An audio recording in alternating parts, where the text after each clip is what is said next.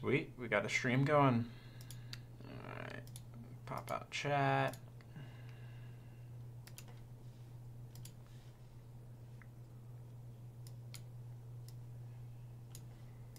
How's everybody doing today?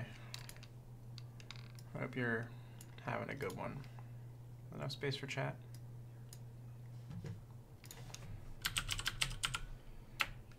That's what I always forget to reinstall always on top. I'm gonna play some Magic today. As if you come to my channel for anything else, right guys? Let's see if Nate's online actually.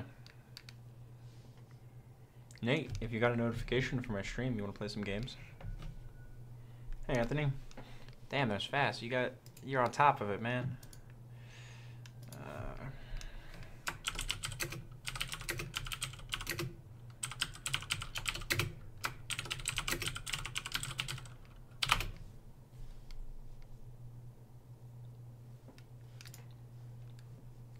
Hey, Scrub Lord. Glad to see you too. Glad you could join us. Let's see if Nate wants to do a little bit of magicking. Snap that there. So, I've actually been playing some non 1v1. Applying to law school and Southern Education. Nice. Well, hopefully this will be a nice break from applications, right? Do you know what kind of law you want to practice, Anthony? So this is my non-1v1 decks. So this is a port of the old TNT Reanimator deck.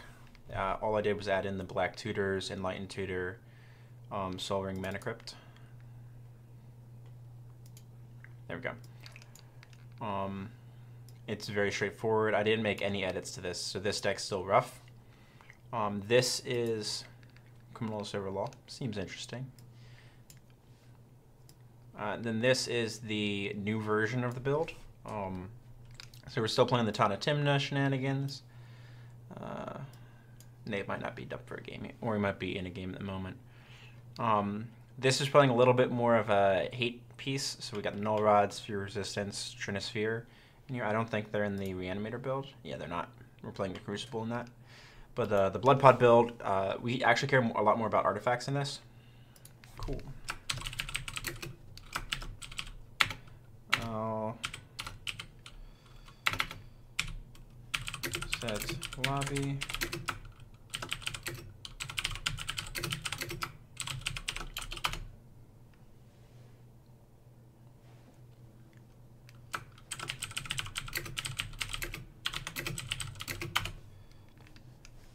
Alright, let's set up a lobby. So we're going to play this Blood Pod build. The stuff that we're missing for this right now is actually Blood Moon, and ironically. But, so we'll play 1 win, 60 minutes. Players, 1-on-1 format, got it. Buddies only. We will allow watchers. If you guys have a Moto account, you can jump on and watch the game in real time, but might as well just watch my live stream.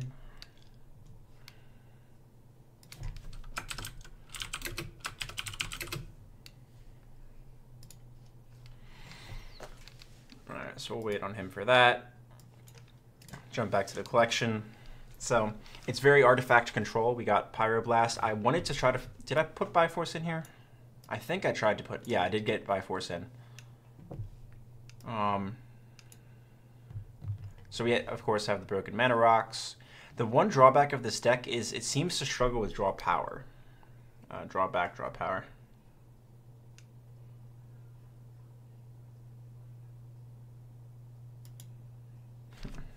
No worries.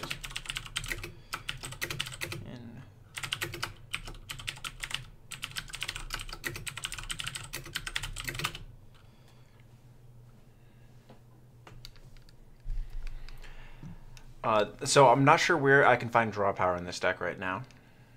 One of the biggest struggles that I've had is stalling out with so many lands.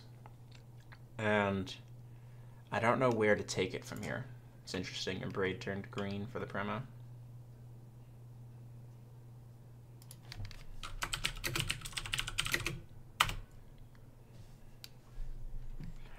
Yeah, I don't know, man. Like green or braid. Look, it doesn't show up green there. Wait, if I put it in black, does it show up as black?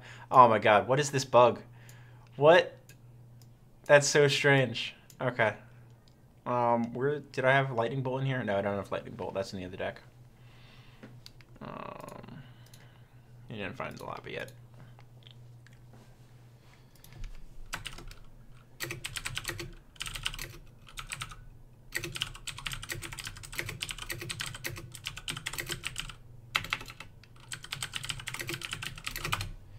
Typical Magic Online.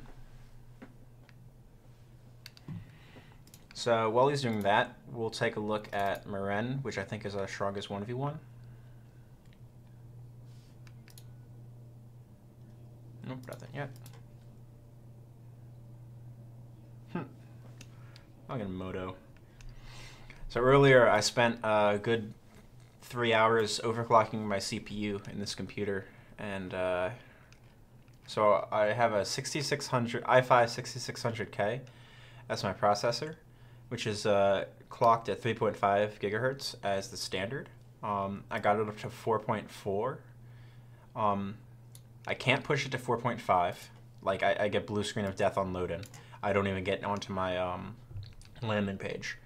But the power, the default power, is 1.165 volts, and I cannot move that up by 0.005 for some reason. All right, I'm gonna close this.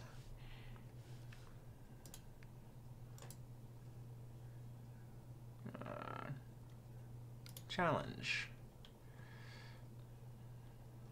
Format, commander, deck, blood pod, watchers allowed, true, skill level, TP, guys, TP.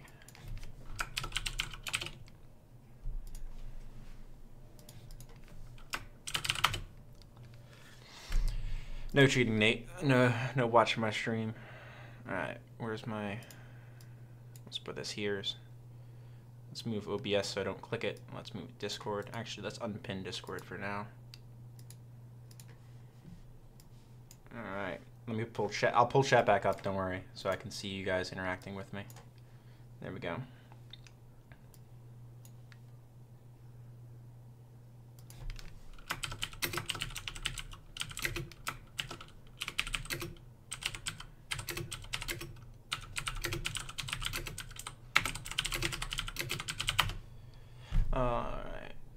Would you like to play first?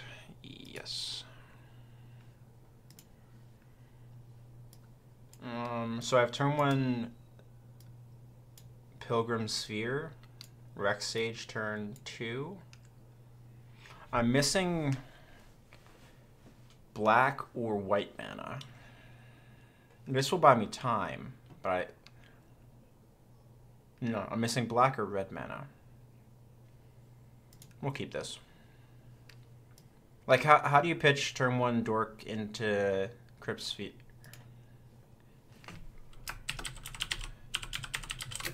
Keep I have. Like, if I top deck Black Source, I have Tymna through Avacyn's Pilgrim. Like, I think the fact that this is a Dork that produces color is just so much better.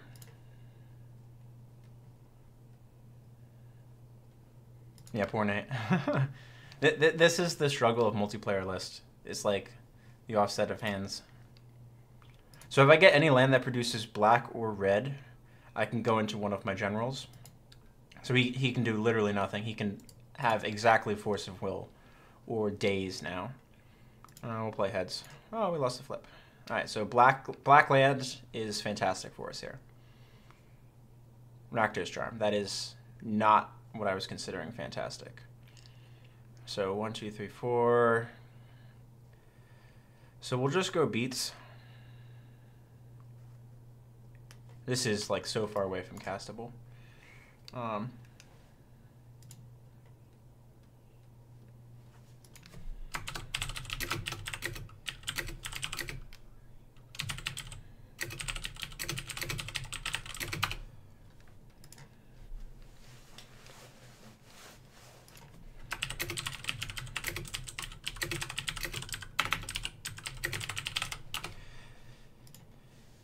So we were hoping to hit a land there. I think if the next 2 draw steps aren't lands, we might be in trouble.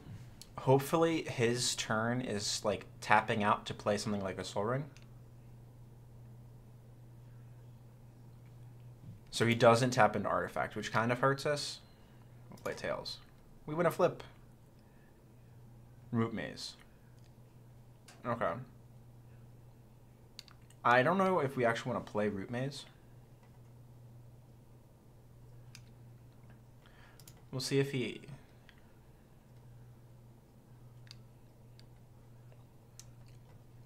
We'll play Root Maze. So now if he fetch it, he's got to fetch now. Oh, he didn't fetch. Okay, so now this land can't produce mana on the turn that he cracks it, so he's going to crack it next turn. This buys me sort of a turn. Hey, win the flip. Not a fetch land, please. Huh.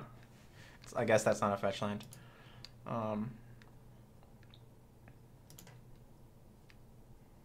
right, so we're 2 for 3 for Crypt. So yeah, well he mentioned that he's doing a new build, so I'm not sure. It's also better to not even consider it that I know most of Nate's list. It's still better to treat it as though it's an unknown Brea build, because it's just good practice. Knowing what cards can be in a Brea list is a good way to be able to play around them. So like the ideal line here, ooh, he misses land, okay. So he fetches, thins his deck a little bit, and he's on discard. So we are slightly ahead. But we need a way to actually cement this advantage. That's a great start, actually. So it's tapped anyway. This will at least let us put Sun Titan down. And Sun Titan is a clock. There's 1, 2, 3, 4, 5, 6. Sorry, we're 1 land away from putting Sun Titan down.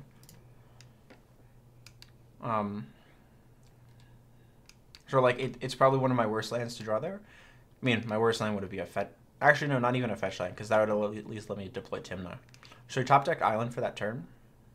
Otherwise, we would have played it last turn and not had to throw away Grim. Grim is really bad with Root Maze in play, so I agree that discarding that. All right, let's flip. Stomping Ground. All right, cool. So, nope. So he knows that I'm sitting on gas in hand, and then I'm color screwed at this point. So he's got to assume that Tana's coming down. I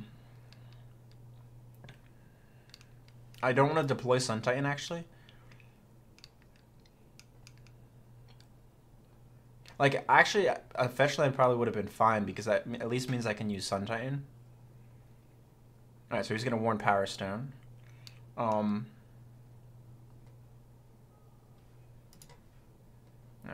so we win. Swords. Alright, so 1, 2, 3, 4, 1, 2, 3. So we can't we can keep up swords this turn, which is exactly what we have to do, but we do have to destroy this Power Stone. I don't want him having 6 mana when he untaps. This will also put more power in play, and I'm a fan of that, because we're just choking mana right now. I would love to use this ability. Red Rex Sage.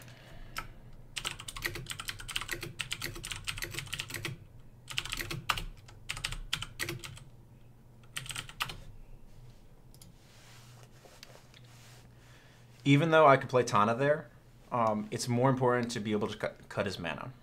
He's looking for a way to clear the board, and this is putting him too close to Rift Mana or Mind Twist or something terrible. So he's going to trinket for most likely Mana Crypt? No, probably Soul Ring, actually.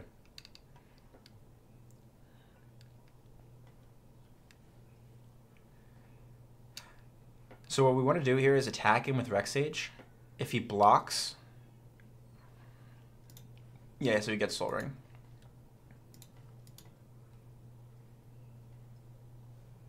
So this is loot an artifact, which is very good.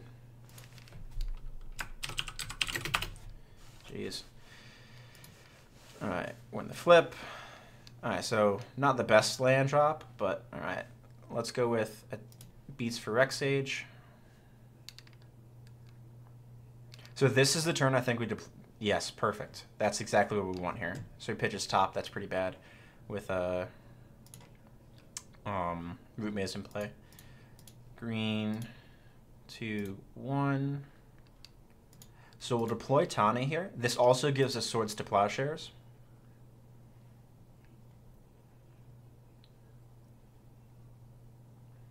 Also, notably, Root Maze keeps us from being trapped under Winter Orb, unless you can deploy it during our turn. I imagine this is top, and then the Sun Titan's going to wreck top. We also have Swords up here to guarantee that Tana gets in. Felwarstone. Okay, so he's going Felwarstone into Ring. I still... we can't play Ring. Wow. That's nuts.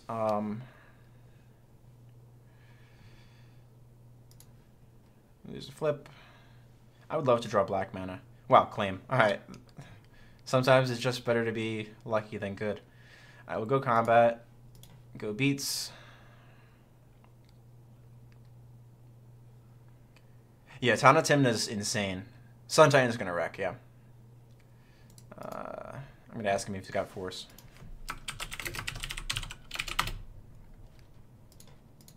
White, 2, 1.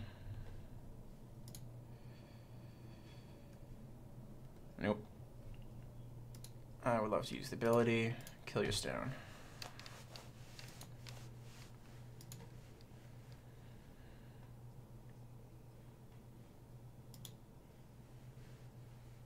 Now we're threatening 8, 10, 11, 12, 13 damage.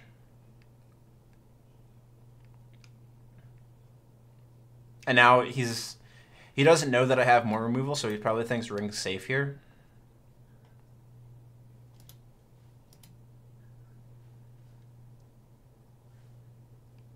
Building for multiplayer right now. So yeah. What, the Tana Timna, Milton? Yeah, like I'm lacking black mana. I have 2 uncastable spells in my hand, and I still have control of the game because of Sphere and Root Maze.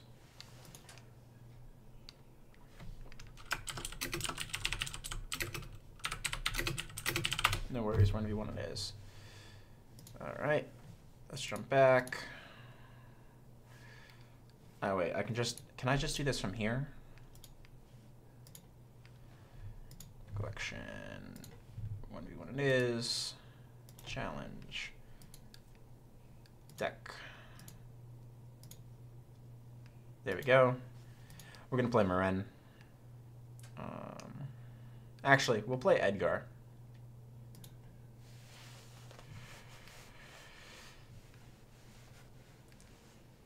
Yeah, Partners is just so insane.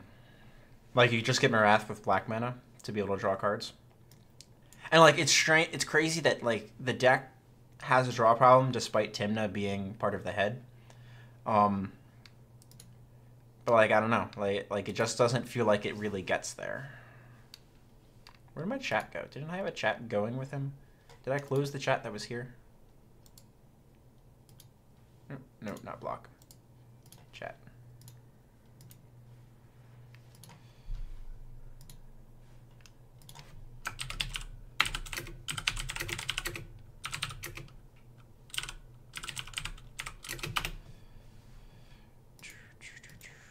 Alright, he wins the dice roll.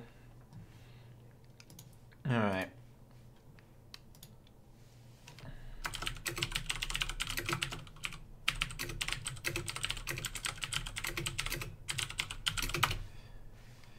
Alright, so, Cavern of Souls hand. So we have Falkenrath Gorger, turn 1, turn 2, Viserys Seer, turn 3, Gatekeeper.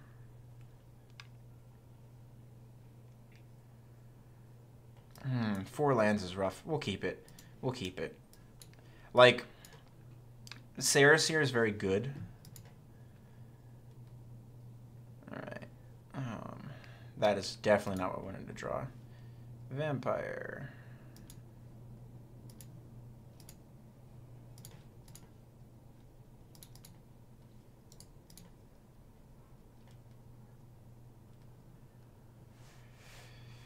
Alright, we're gonna add stops on upkeep. Main 1. Main 2. Upkeep. So we have 3 power turn 2. Alright, so he's going to ramp.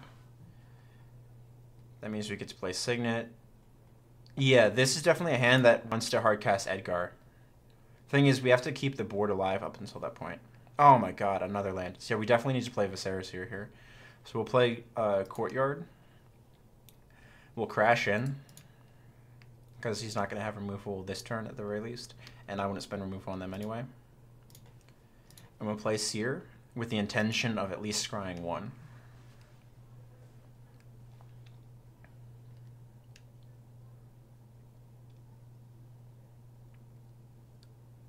So if he Wraths now, Deluge?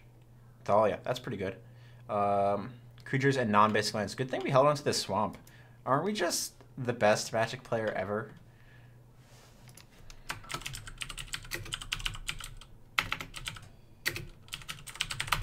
Thalia seems potent. This Gatekeeper is going to wreck. That's exactly what we wanted this Gatekeeper for. So he bounces up Fountain. That's interesting. I would bounce up...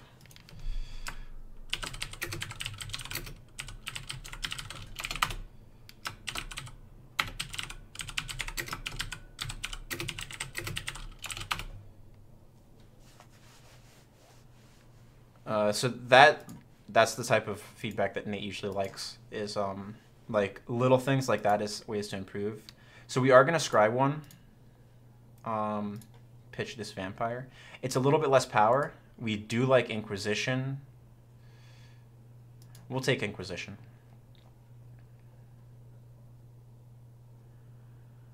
Okay, because then you have 2 blue-white lands, because this makes blue and white, so...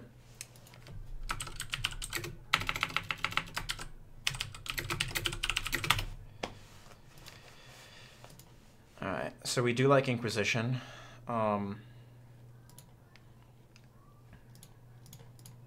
Cast with Kicker. Black, black, black. He's going to think it's Necro.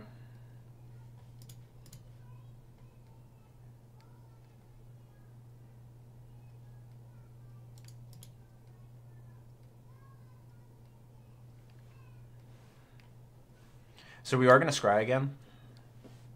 And the reason we're doing so much scrying is because we want to be able to reach...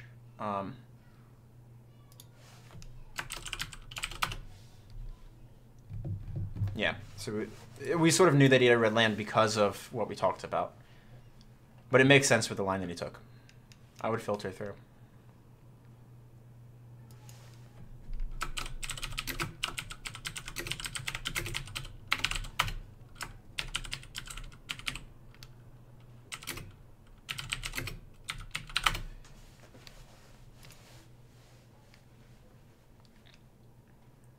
So he's going to play that. I would represent mana there against any deck other than non-blue. So he gets Thopters.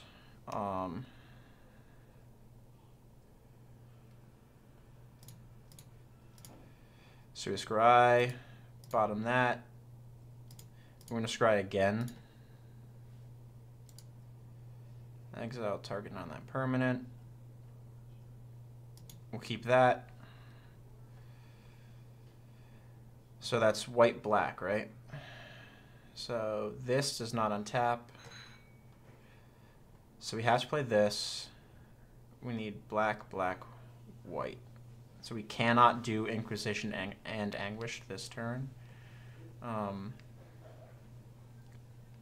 So we're going to play the Smoldering Marsh then.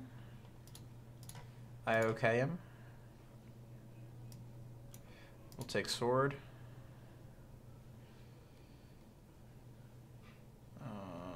And we'll ship it.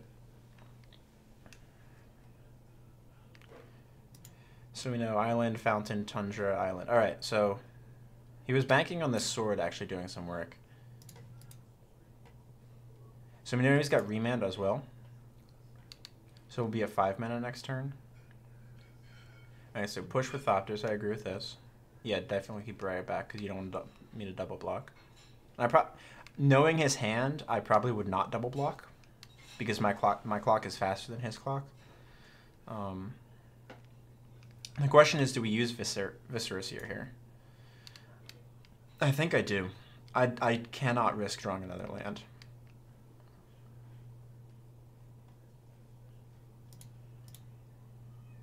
So Gatekeeper's already done its work. That's why we sacrificed that. All right. We actually do want this. On top of library.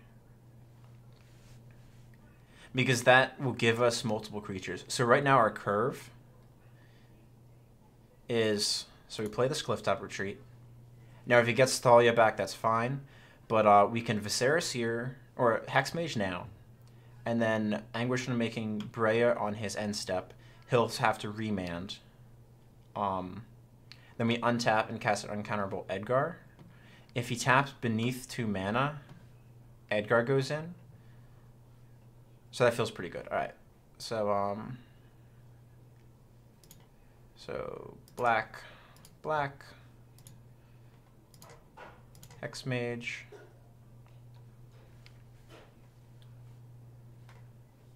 So he has 1 unknown right now. Hopefully his Anguish Unmaking is going to do well for us. We're actually representing a lot of power on board. Is he going to cycle? Ooh, he's cycling the Remand right now. We could get Beretta Breya right here. So let's cycle that. 3 mana. 1, 2, 3, 4, 5, 6. He'd be 1 mana. So he wouldn't be able to kill Edgar right away, and then Edgar's outside of range. I like trying this here.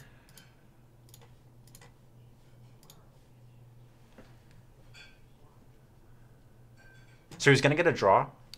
He basically needs to dig to hit Wrath. So this most likely sacrifices Breya plus Thopter to deal with something. He won't sacrifice mana.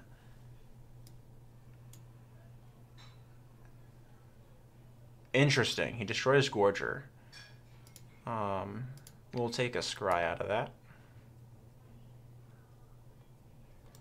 That'll go to the bottom. I don't want to fix his mana for him.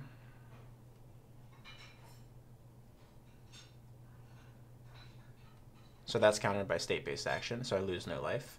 This gets remanded. It doesn't get remanded. I put more power on board.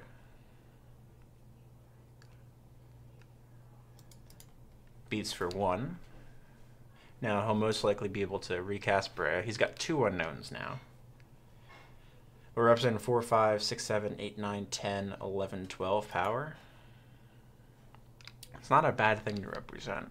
It's more than half his life total. He has unprofitable blocks against Hexmage, Vampire, Hexmage, and Edgar. He might double block Edgar. I imagine Thopter's staying back now. The thing is, all of these are going to be 2/2s. Minimum 2/2s.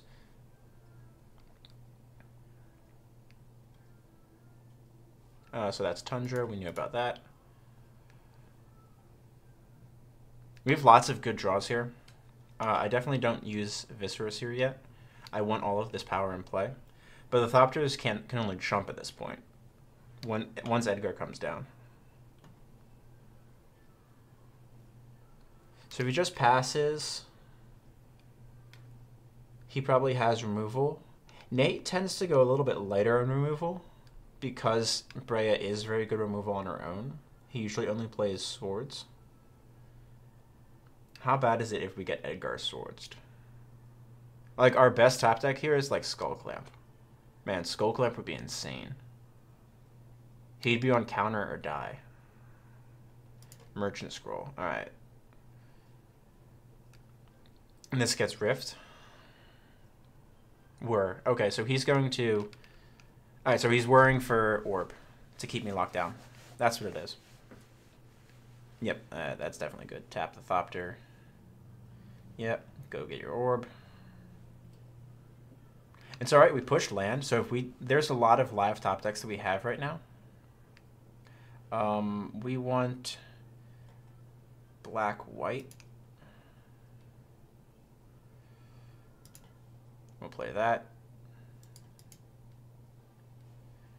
Like, so this is buying him time, but I do have 4 power return. This isn't a nothing clock. This is going to be the land. So he's got 4 mana. So he does have more mana than we can return, provided that he uses it. Next turn he'll only gain 1 unless he spends it. But he is 2 turns away from Brea, 1 turn away from Brea. So now we've seen all of his known cards. So like if he has Wrath here, I think that's best for him. Ooh, Mentor. Nice. Alright. Do you have a follow-up? Okay, so that costs him no mana. It only costs him development.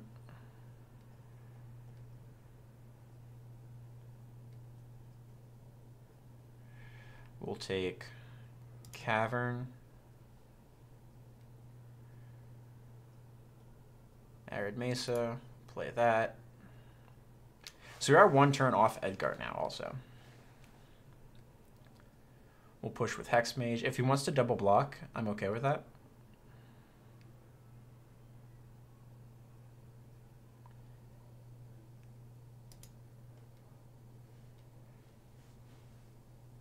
I actually wouldn't fault him for double blocking there.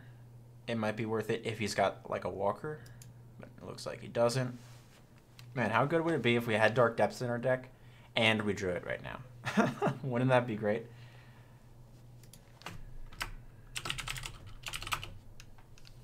Yeah, this deck plays an insanely high count of non-basics, but I'm not... Yeah. So if he doesn't have counter... Oh, no, if he doesn't have removal, we get to push with Edgar.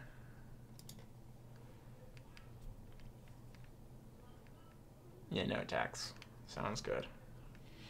1, 2, 3, 4, 5, 6. So we could cast Brea here. It doesn't trigger Mentor, though.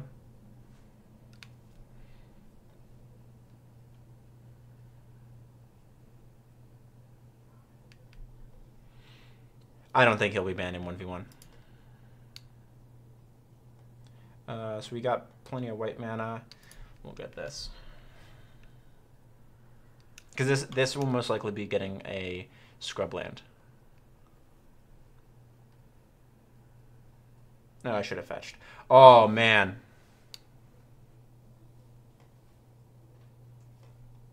So we'll fetch. Scrubland.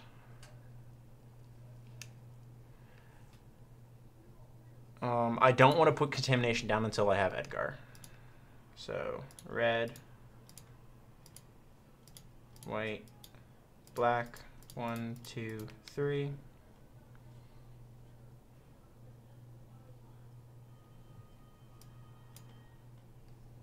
So he might have removal here. That's the gamble.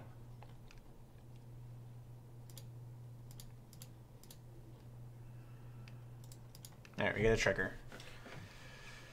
That's where we want to be. The fact that he hasn't been able to trigger Mentor is pretty huge.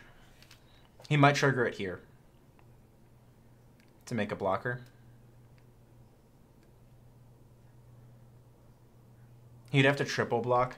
Alright, so Snip Snap for War of Invention is his only... Or is he just Ambush Vipering me? Is he doing a 5-block Ambush Viper? Blue, blue. He can't... Oh, blue. He's got 1, 2... Oh, he's going to tap Whir. Orb, not Whir. I see. This is good. This is a good line from him. I'm glad I didn't push the Contamination because he would have done all of this in response. Actually, maybe Contamination would have been right. Let him on tap, but have nothing.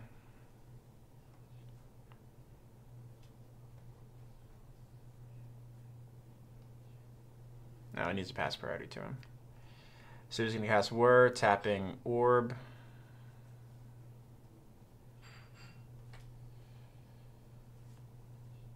What's the get here? Like, I think he wants to... So he's going to get a 1-1. So he can tap Thopter. I wonder if he knows this... Oh, no, he can't really... He can't kill Edgar. First strike. I'm thinking that he flies, but first strike is a relevant ability.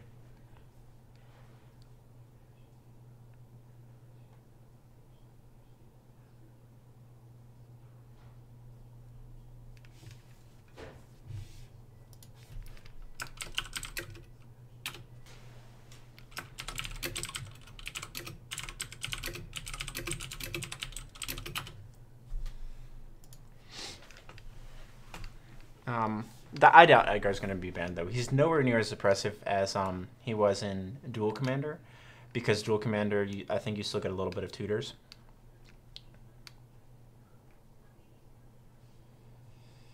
I don't think there's any way that he can trade off. So he's worrying for 2 right now.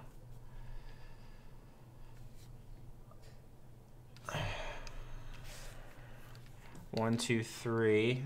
He's 2 islands off being able to shackles, so shackles is bad.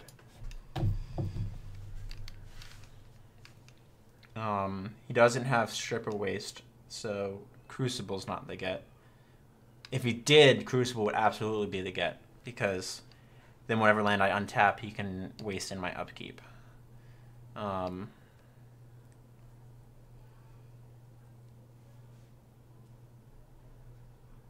it's a tough call here.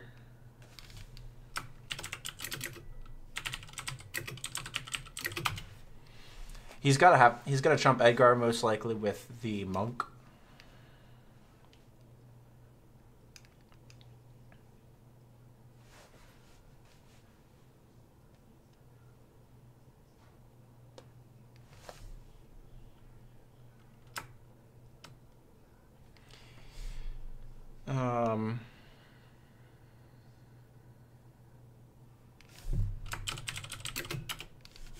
Yeah, you can't Strix Edgar.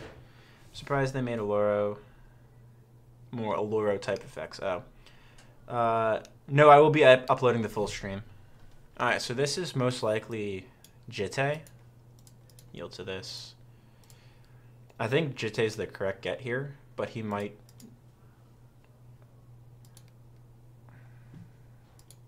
I think Jitte is right, because you need to clear out my board.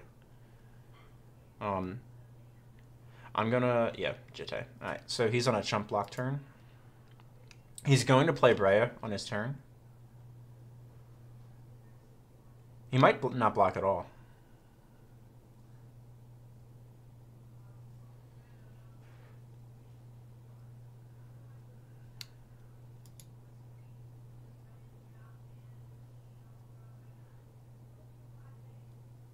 So we'll sack that to Viscera Seer.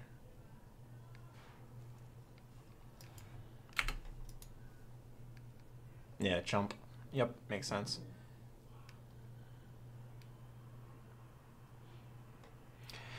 Yeah, well, some of them are and some of them aren't. Like, Marath was a command zone matters type of guy. Prosh, he got a little bit broken.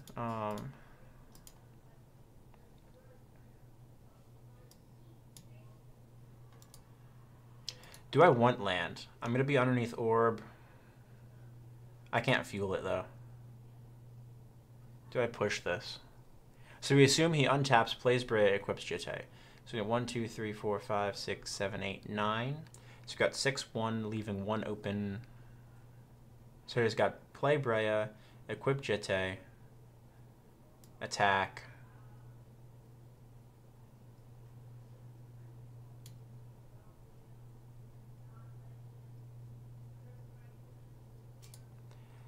I think we push.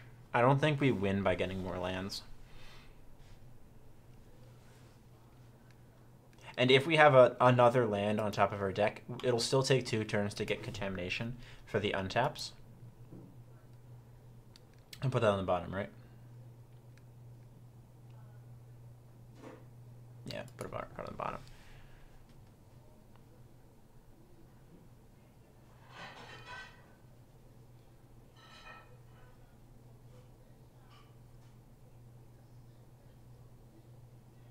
I've gotten some really good value out of Viscera Seer here. We definitely untap Cavern. Multi-Edgar isn't too bad. Derevi is the bane of my existence. I would like a red-blue artifact commander that, like, specifically as artifacts matters. I saw a very interesting, like, some of my buddies and I brewed up an interesting style for an artifact, red-blue artifact, and it was something like, sacrifice an artifact, return target artifact from your graveyard with converted mana cost less than the sacrificed artifact's converted mana cost. And whenever an artifact enters the battlefield under your control, you may draw a card or something like that. And it was like an 0-3 or a 1-3 or something. It was a cool build, but oh, so he did have the land drop. All right, so that land drop was actually huge for him because now Edgar can't attack because he'll use Bray to shrink. Yeah, Thopter definitely gets in, man. And I think he kills off probably Viscerus here.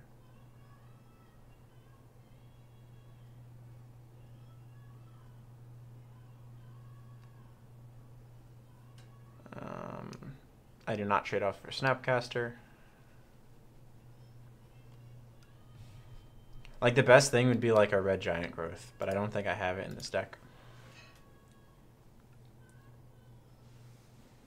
Man, if he had put in Strix to try to Strix Edgar, that would have been huge. Alright, so he's going to Breya right now. He's going to give Edgar neg 4 and then use Jitte. Yeah, okay, so...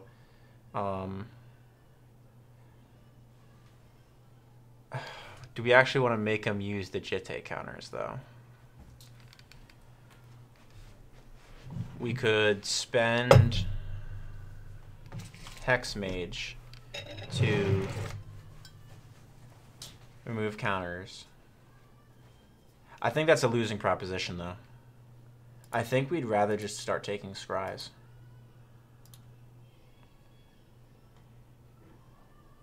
No, we should... What? That was dumb. We should have...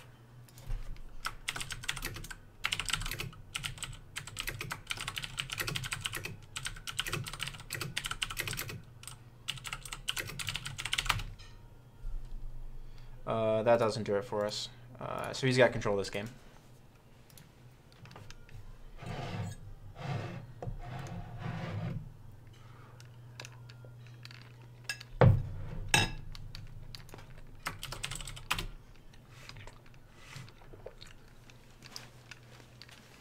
So I think that Contamination draw was like one turn too late.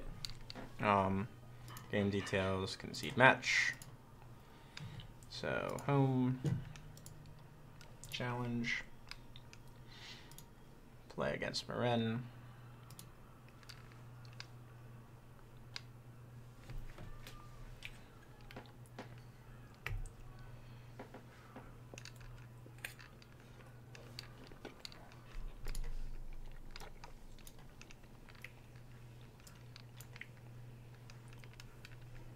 Man, this hand's so close to being keepable. This hand's fine, I guess.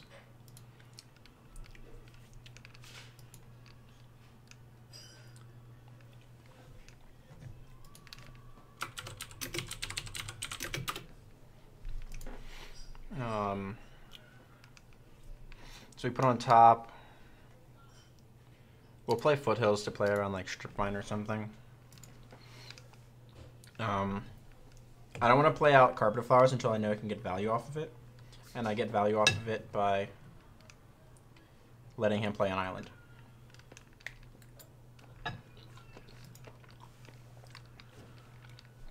Like he's doing here to get Volcanic. Oh, we got Plateau, interesting. Oh, he's got Wayfarer.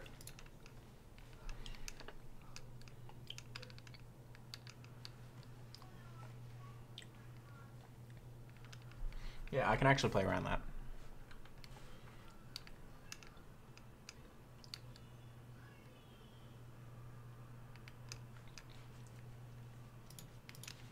We'll get our Bayou.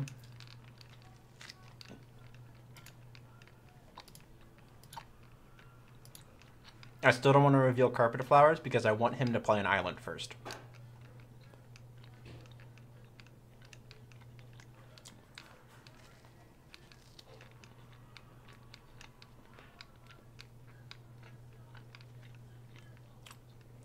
He's going to play a fetch land here and try to get me with that trick.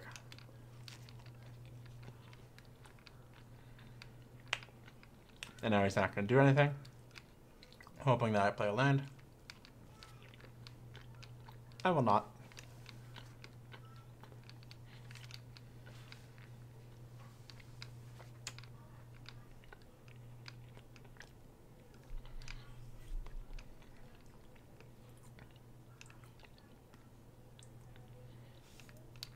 So this Wayfarer is more important to him than it is to Mind Troll or Tree Speaker is to me.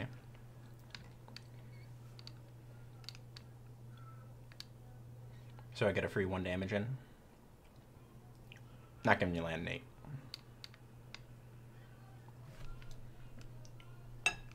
Ain't gonna happen.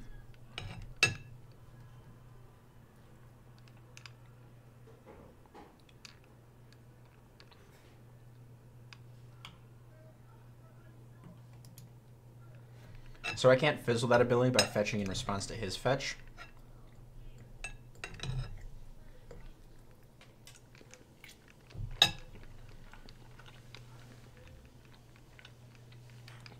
Pardon me, I'm eating my dinner at the same time I'm playing this game.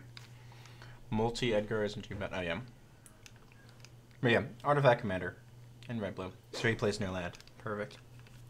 Now, he could be stalled. He could not be. My best top deck here is a Dork. So he's going to have to discard on his turn, which is ideal for me. And if I have to discard, I can discard this Dryad Arbor, because I can immediately bring it back the turn that Moran comes into play.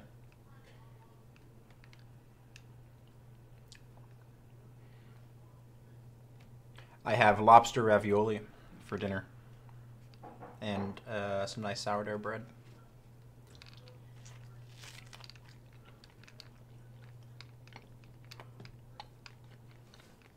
Patience pays off, Nate.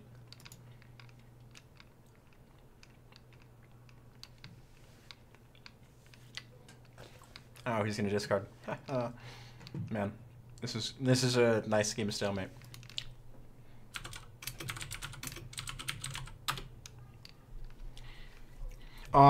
So currently, no. So he only has 2. I have 1. I did go first, so I should be moving 1 ahead of him. I chose to not do it on turn 2 because Wayfarer, and he would be able to activate it prior to playing the fetch. And then he played fetch, so that way I'm not doing it now, because that would allow him to fetch and in response use Wayfarer when I have 2 and he has 1 while this ability is in a stack. Letting him use Wayfarer is the equivalent of drawing a card. Because I have Joarger Tree Speaker and Carpet of Flowers to ramp my mana, I don't mind being back, quote unquote, 2 land drops compared to him, because I'd rather be back 2 land drops than let him be up 1 card. And he's about to discard a card here, and his deck is very bad at getting cards back from the graveyard, whereas mine is not. I fully intend to discard this Dryad Arbor. Yep, he discards Island. Furthermore, I have a bunch of 1-drop creatures. That's great. All right. So I'm tempted to discard Hypnotist here.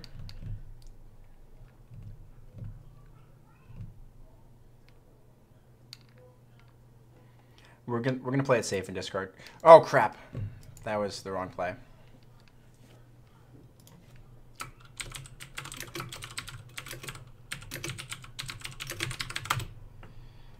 Yeah.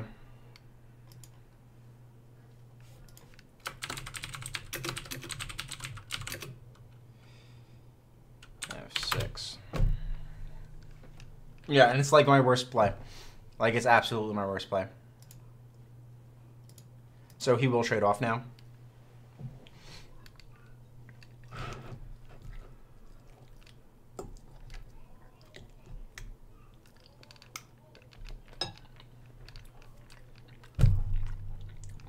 Yeah, like if I could pump Joarger, it'd be something. But now he just gets to use Wayfarer. The one saving grace is he most likely gets Underground Sea here.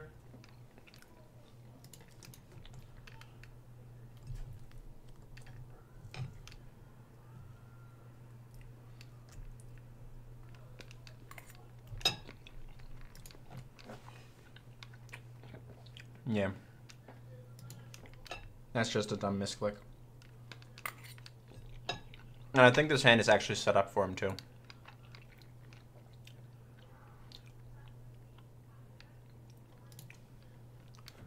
All hope's not lost yet. I get to go next turn, level up Tree Speaker, play Carpet of Flowers, and then Mesmeric Fiend him. So he gets Wasteland. That's correct.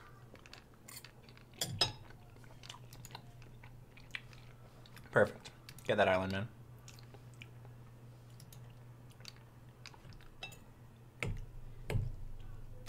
So he most likely wastes my Bayou here.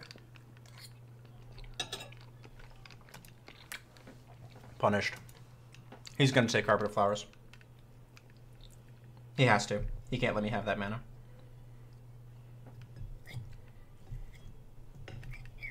And discarding any creature's bad because I play Marin.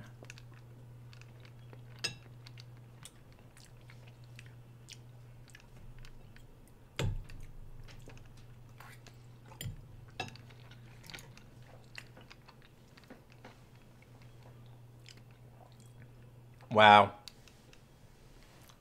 Alright, so he's off Wayfarer.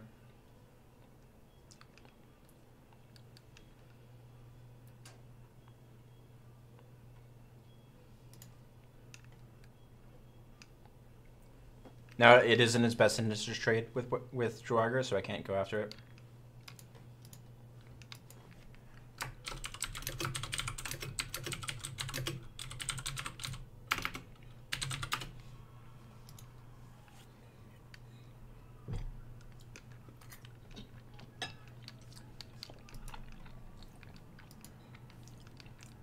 Lavamancer.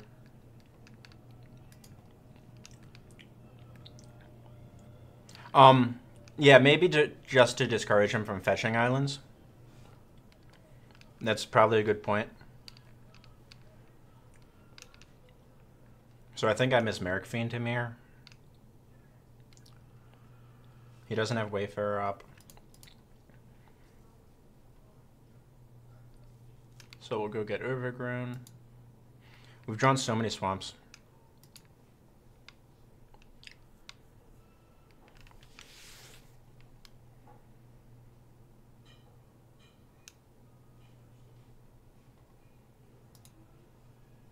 So we either level up Tree Speaker.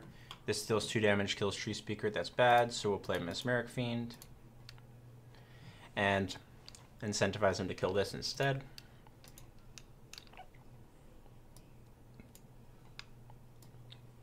So we don't want him resolving what? What's our most dangerous thing? Tezzeret. So it's in his interest to also keep using Wayfarer. So we should keep that in mind.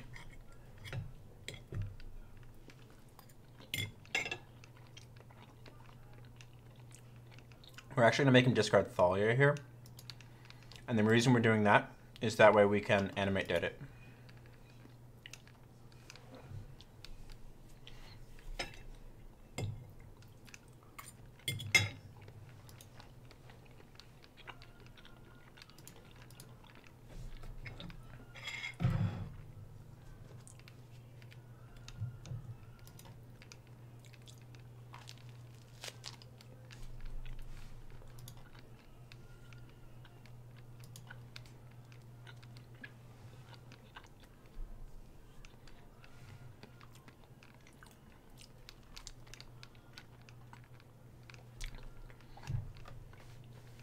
That's a very good hit.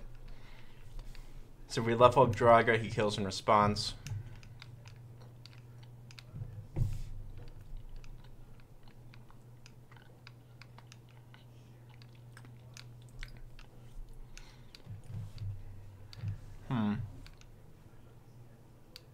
Yeah, I think the misclick killed me. Like, I have... All my keys are bound to my mouse. It was probably incorrect to have them all bound there. So we can play Deathrite here. He's forced to kill Deathrite, but then we can't level up Draugr. Or he kills Draugr and then... So I think we do this to make him start spending Grim Lavamancer. Oh yeah, this doesn't discard, this just eats. So yeah, he kills Grim Lavamancer, or uses Grim Lavamancer, that's fine. We want him to eat cards out of the yard. Well, yep, sure. Fully intended that to happen. Planned ahead. We'd be in so much better place. I think it was the misclick and not playing Carpet earlier is what actually killed me. We should have attacked there. He wants this back, but he also wants Wayfarer. The more times you can make an opponent make a decision, the better, like a difficult decision, the better shape you're in. Bitter Blossom, yep, saw that coming. And that basically neuters the waiting game. Wow, that was great. That was a great land to draw. So he's going to pick up Watery Grave, or he's going to pick up his red-white. I probably would pick up red-white there. And so now we're forced to play into this BB.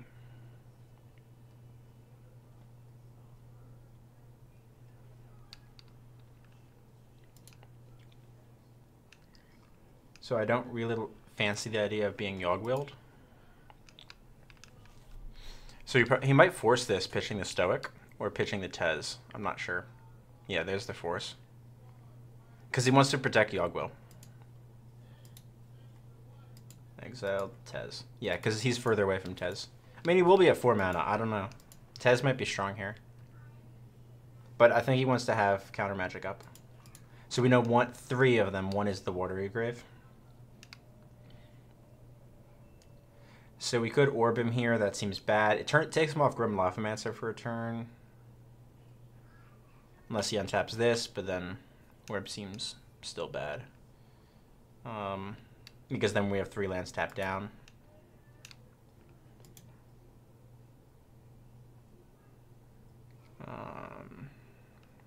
This is a tough decision. I think we want to incentivize him into untapping and using Wayfarer. But we don't want to expose Cavern to Strip Mine.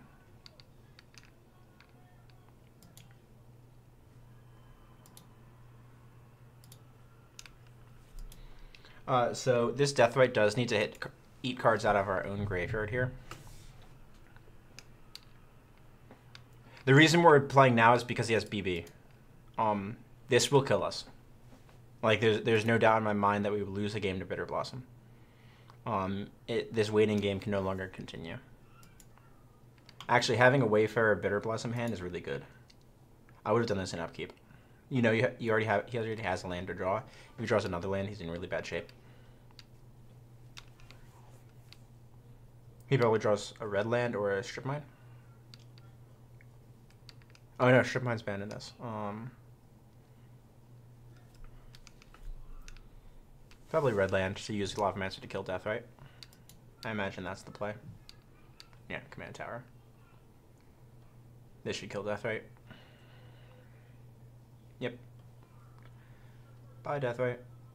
Because he can't deploy Thalia this turn, he just needs to kill this. Alright. So Orb. Ooh, he's got the lockdown piece. Alright. That was like probably his absolute best draw there. Jesus. So we still know 3 of the 4.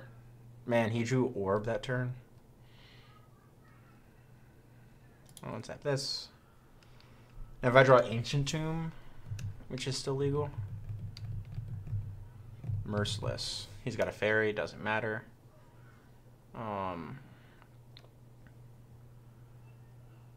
So you got 3 lands. He's gonna Wayfarer again. So we play Cavern. Name human. Pardon me. We don't play Executioner because he'll just sacrifice a fairy. It might have been right to attack with Fiend and see if he jumps with Rogue. So he's not going to Wayfarer this turn. He's off Lavamancer. So this orb might actually hurt him more than it helps him right now. Oh, more fetch lands. So he still has Watery Grave. I should have held Cavern, but now I need to deploy it so that way I can cast. I have a guaranteed cast on Marin next turn. Furthermore, if he drew something like if he untapped this or Command Tower, or drew it like another Rainbow land, there's a chance that he might, mind you, he needs red and white, to destroy Mesmeric Fiend and then be able to put Thalia into play. I don't think there's a land that does it, but I want to be able to use Cavern the turn that it comes down, or not have to wait a full turn cycle. This way, at least I can guarantee that I have Marin down uncounterably next turn. So it's because he played a land here, furthermore, he can't Yogg-Will plus Wasteland me. So now's the safe moment to deploy it. Because next turn he will be able to Yogg-Will plus Wasteland me, plus Inquisition. I will not block at all, because I want this to die on my turn.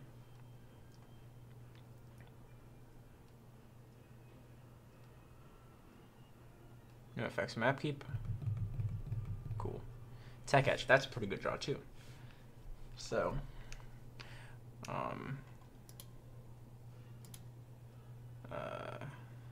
so do we Tech Edge the Demir Aqueduct here? 1, 2, 3, no. Green, 1, 1, 1. This lets him Wasteland Tomb.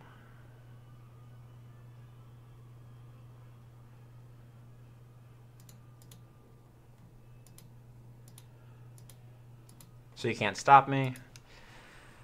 Maren's in play. Alright, I'm surprised he didn't kill Fiend in response. He probably actually blocks here. Yeah.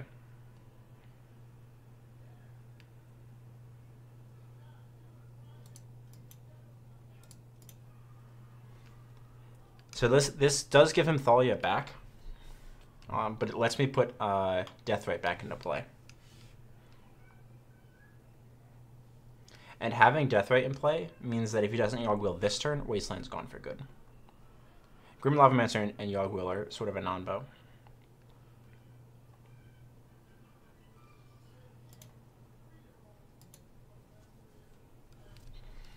And then if he kills Deathrite, I get to Mesmeric Fiend again. And I think he is incentivized to kill Deathrite here. Yeah, use red, kill Deathrite.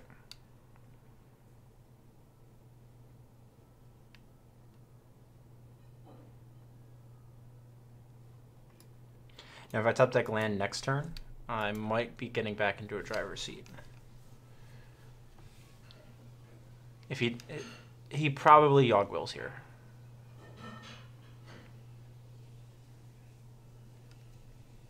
He wants to put Breya in play, that's the thing. That does not put Breya in play. Yogg-Will, interesting. Oh, so he's just swordsing. Yeah, that seems better. So he's literally just using Yogg-Will to swords Maren. Yep, that's a thing. So we know about Stoic Rebuttal and Watery Grave, keep in mind. 1, 2, 3, 4. So he's got Clock.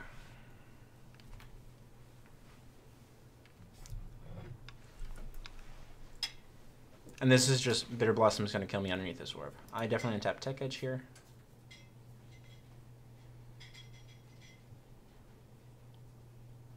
Duress. So we know about Stoic Rebuttal. That's bad. So we ship. And like as much as I want to Tech Edge him, if he untaps this, I think I Tech Edge.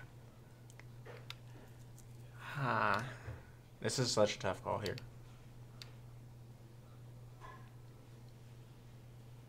I don't think we win a game where we're Tech Edging him because we have no mana. We need to draw removal for Winter Orb. That gets around Stoic Rebuttal. So this is definitely, yep, now he has Stoic Rebuttal mana. No. I would keep Stoic Rebuttal up here. Yeah.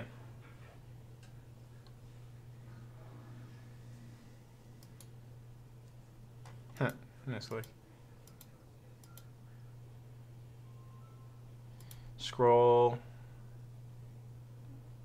Swan Song? Whir. Okay, so he's setting up for a Whir turn.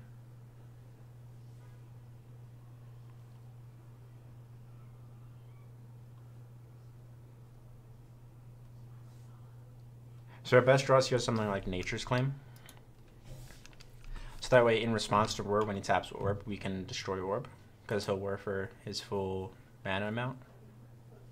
Untap Cavern. Play Swamp. We probably just duress Whir. We probably don't let him have Whir. Stoic Rebuttal or so he's got Jace, Thalia, Stoic.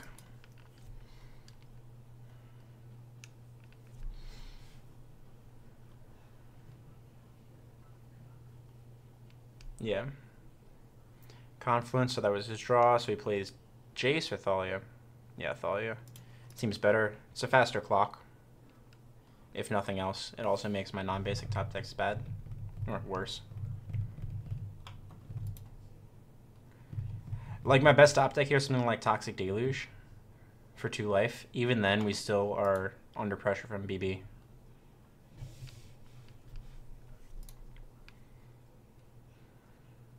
Prime time.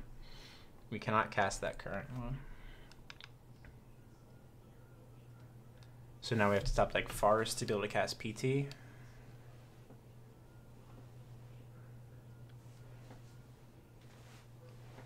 Does this deck play Bajuka Bog?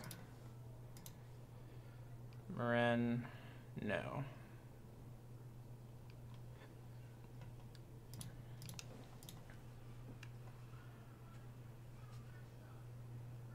If we top deck Forest, we're in decent shape. We know 2 of his 3. Thing is, he's got 1, 2, 3, 4, 5, 6, 7, 8, 9. So actually, we're dead next turn. Prime time doesn't save us anymore. Yeah, prime time can't save us. We need exactly Toxic Deluge.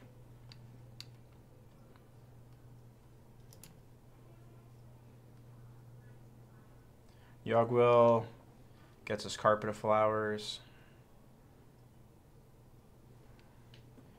Bayou. Bayou's tapped. Carpet of Flowers, 1, 2, 3.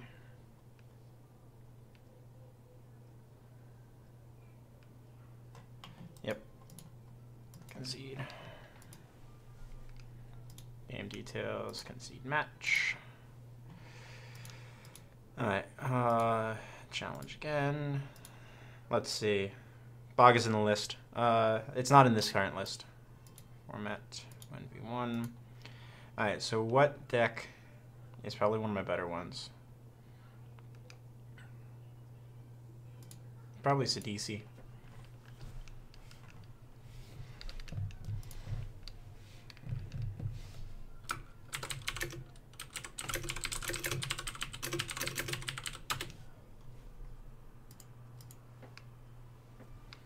I win the dice roll again, yay.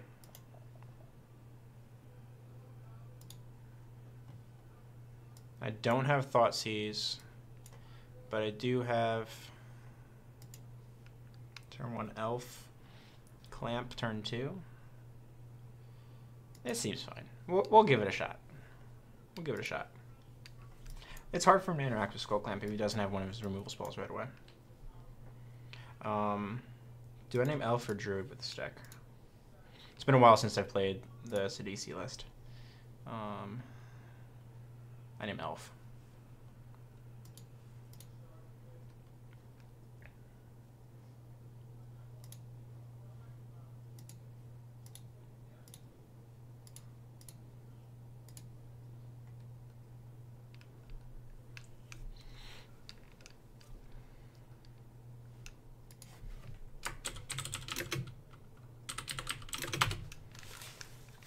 Come on, man, you'll be fine. You can counter my commander, man. It's a shaman. Shaman's actually the usual name with this deck because of Eternal Witness. He doesn't have Bolt. All right. Llanowar Wastes. That's pretty quality. What you got going on over here?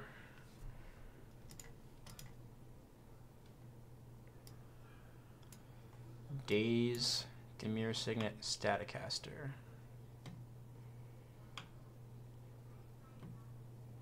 Spell Snare, doesn't get anything in my hand. Daze, Signet, City of Traders. Interesting. I think I take Signet here. He can't snare me. Do I clamp here, though?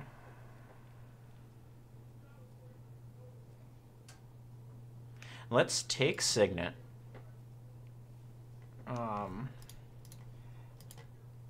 He might Daze just so I can't clamp this turn.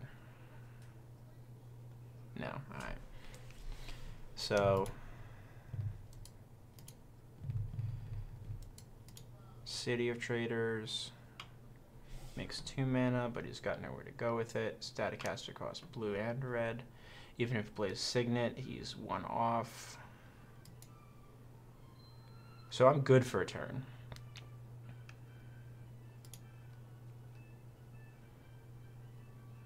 And this gives us green, black, blue 1 to be able to cast Sidisi.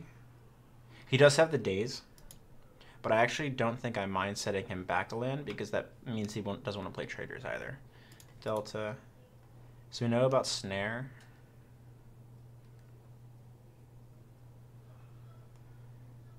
Island.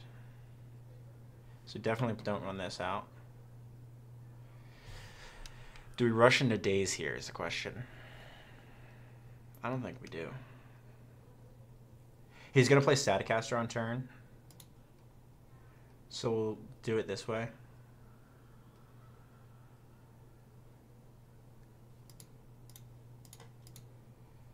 There's nothing really that I want to play out off 2 or off 3.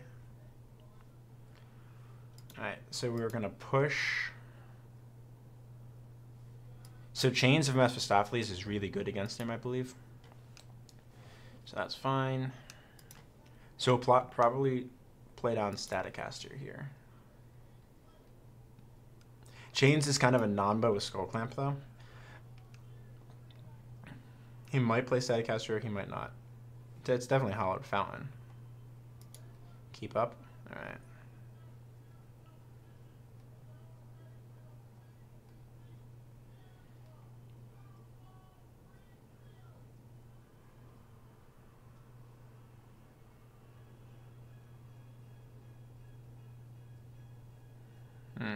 So we could run Chains at him. His current list, I don't actually think plays a lot of effects that say draw a card on them. So we're going to go tapped with this, and we're just going to push it back.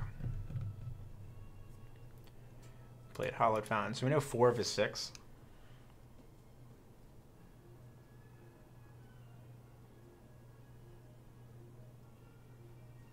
Oh, it's got Flash, right. Stop on my turn.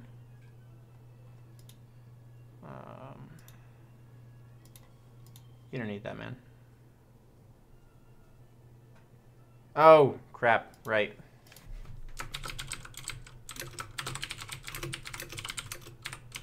I didn't look at chat. I'm sorry. You guys might have been yelling at me in chat. Yeah. What a misplay. That I'll just throw away Fatal Push. Oops. All right. Wasteland. I don't even know if he does Wasteland me here. Okay, so he tries to cut my black. That's fine.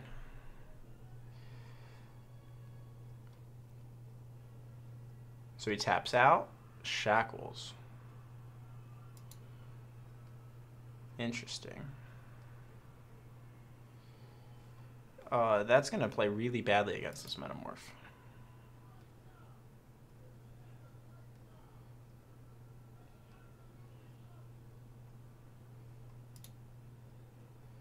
So 1, 2, 3.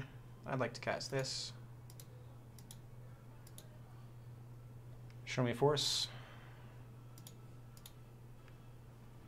I would like Shackles.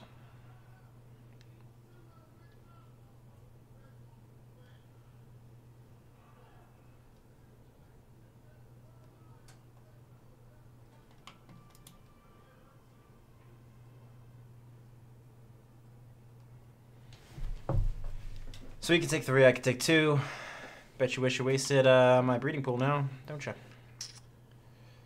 So if he plays Breya, we just get to take Staticaster on his end step, his next end step.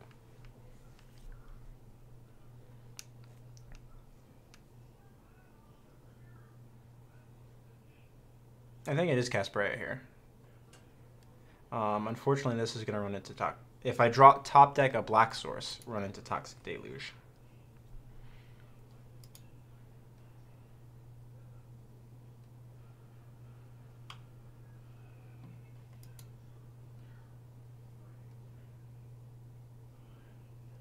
So now I Shackles one of the Thopters.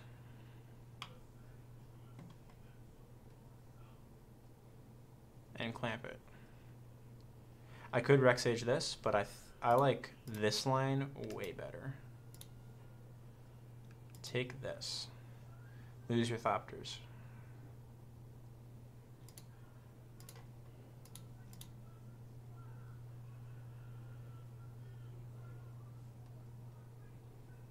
Sure. You can have exactly Brea.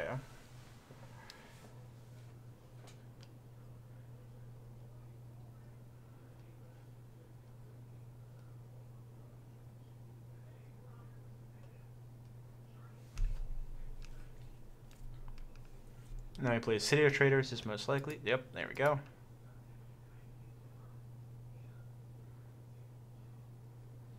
Basically no shatter effects are good for me here.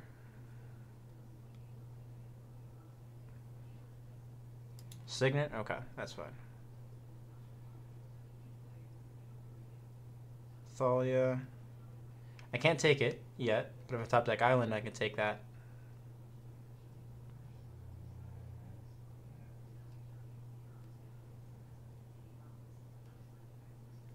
Underground Sea would be nuts here, because that gives me Black Mana as well.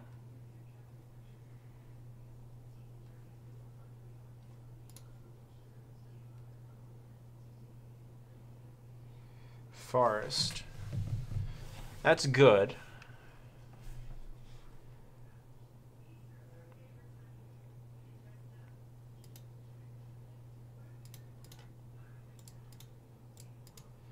So I take Staticaster first. He's going to ping me. Yeah, sure. And then I elf in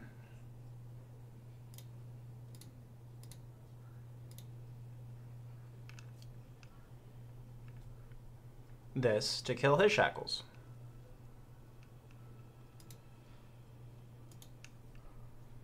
I don't want you taking my guys.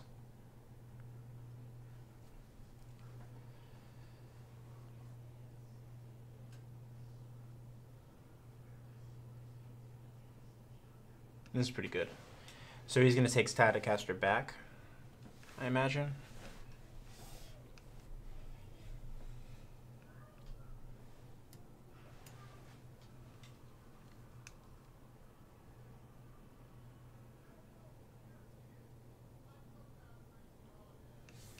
No, he probably sacks Shackles Brea here.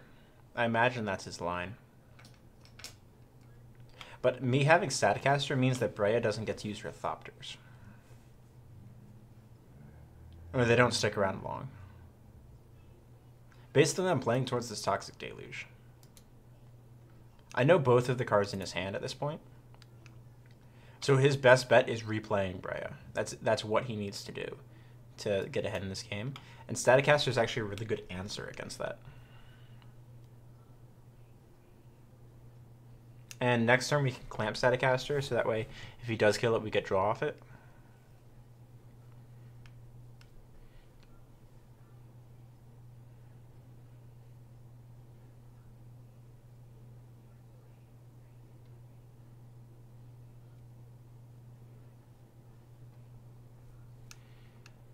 I imagine the Staticaster...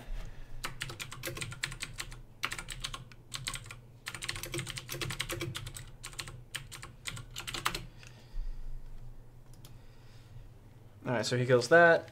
You lose Shackles. Bada bing, bada boom. Off we go. You have 1 mana open after casting Brea if you don't draw land.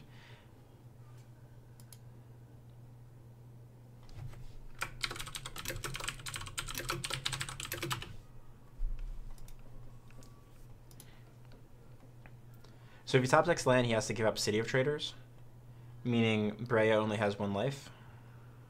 So it looks like he might have. Or he's got a way to destroy my Shackles. So he has a scroll. This is getting something to destroy this. Mystical's not in the deck. Cyclonic Rift. 1, 2, 3, 4, 5, 6, 7. I'd imagine it's Cyclonic Rift here.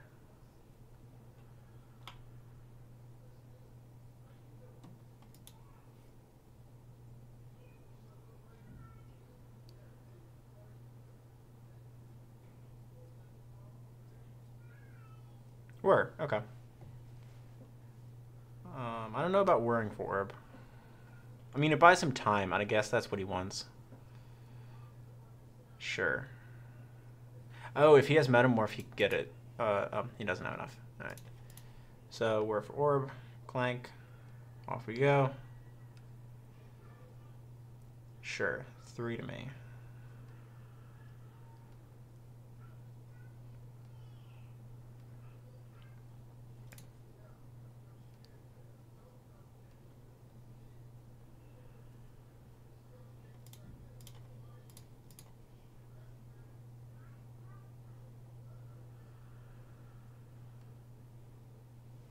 Now I can't attack, and I can start pinging.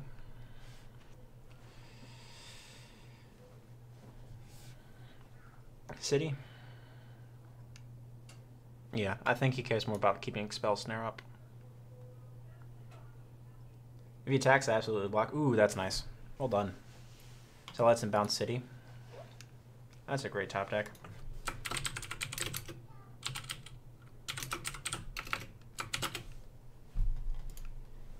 Now just draw Wasteland. Come on.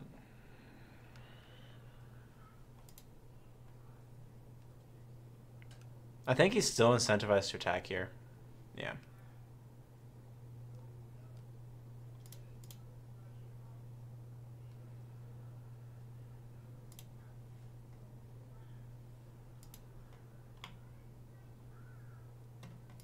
Yay. I would like a draw 2, please, and I would like to untap my shackles. Cool. So we know his full hand.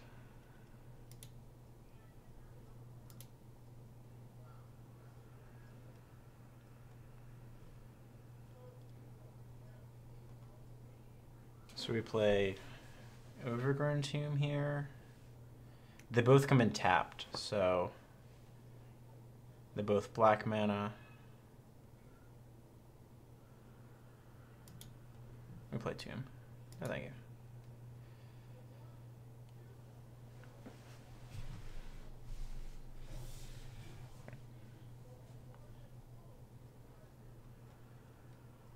I do have 6 turns because it's a reason to not play City of Brass is because I care more about having 6 turns of life instead of 5 turns of life.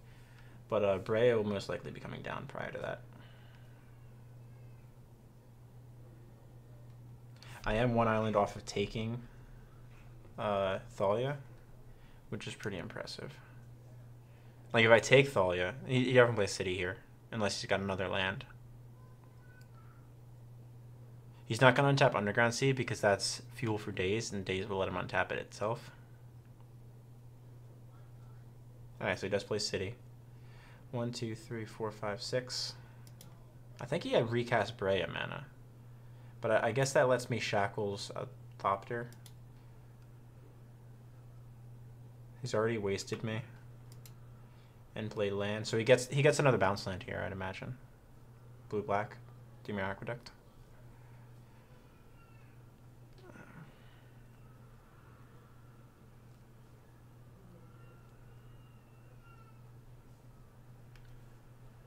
Cavern. Okay. Oh yeah, he doesn't know how many counters this deck runs. So I definitely untap Tomb.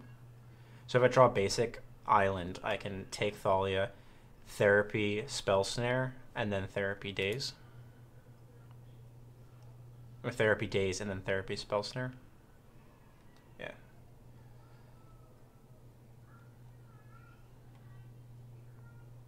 Sower.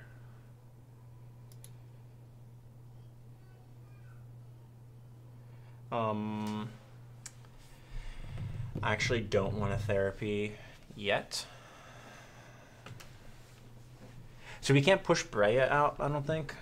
I mean, he could push Brea out, I guess.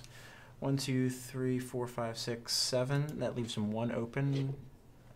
Leaves him Hollowed Fountain open. I don't know how I feel about it. Like, it's got potential. Because he's at least putting power on board.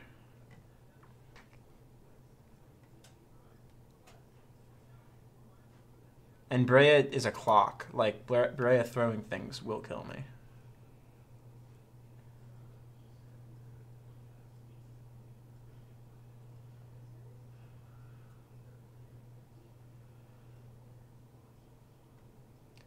If he pushes Brea, we have to take days if we can't do anything else. So there goes City. Bye, City. So this is the Brea turn then. Man, how nuts would it be if I had something like unsubstantiate? He'd have to daze me. Yeah, that wouldn't be good.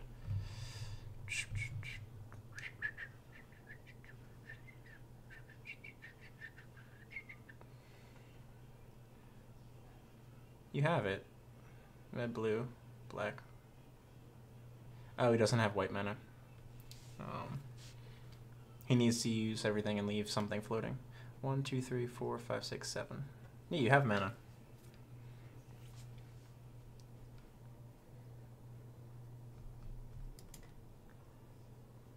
So he has exactly days. So I untap Island. If I draw any basic...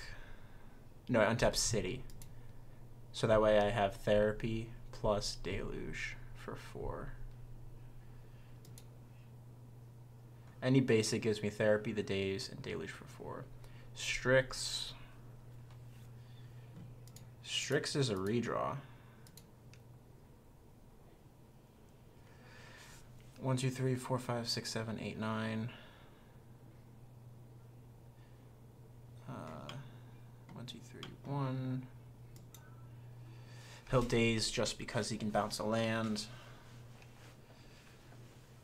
So then I'll have 1, 2, 3, 4 to throw 6 and 4 game.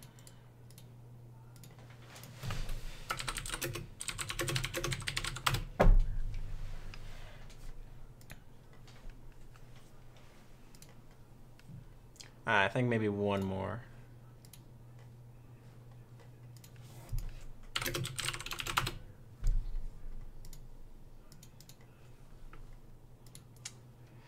Alright, what deck do we play? He hates Rashmi so much, maybe I'll just play Rashmi.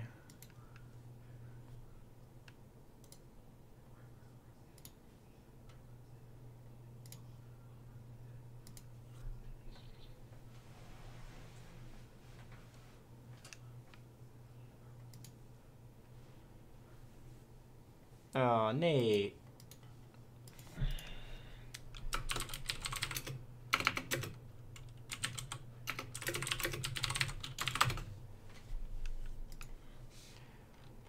Alright, how's our stream doing? We got 14 people. Wow, that's pretty good. Sweet. Why is this set up live? This should be live chat. I want to see you guys live. Hey, Chris. Broadfoot? Broadfoot.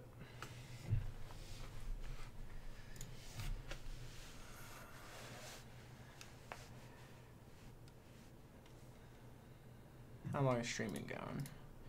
We got a hour and a half of stream. Not bad, not bad. Yes, Bog was in my old list, Stuart, for the Marin deck. But I've since cut it because tap lands are rough for the deck. What's the play lobby look like? Oh, nothing because I have it set to buddies.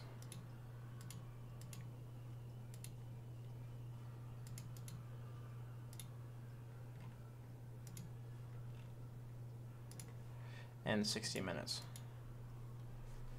Yoko, let's play a game. 1v1, Rashmi. You guys can see the Rashmi list. He didn't get back to me, so I guess he might be taking a breather, making some edits. I win a dice roll. That's really the best strategy of Magic, is winning the dice roll. Like, if you want to win games, just win dice rolls. This hand looks quality. Maelstrom Wander. Ooh, another super ramp deck. This should be fun.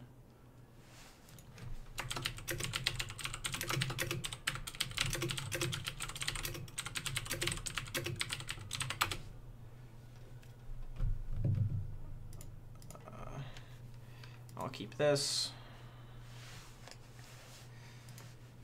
I would like to go first, so you don't strip mine me. This deck doesn't play mana drain. It plays very few counters. Heath, sure. See, I'm playing around Carpet of Flowers by doing this. Look at that. I played around Carpet of Flowers. He would have had Carpet of Flowers plus Droraga.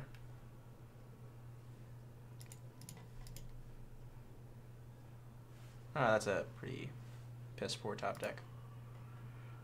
Lotus Cobra gives me... They give me the same next turn unless I draw top deck.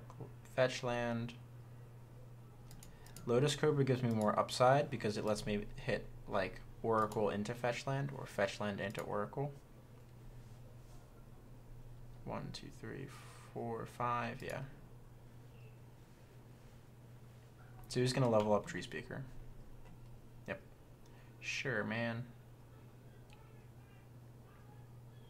Yep, level up again. Yeah, that's fine. I was worried it was going to be something like a Signet there. A Signet would have been much worse for us. Alright, so... Play this.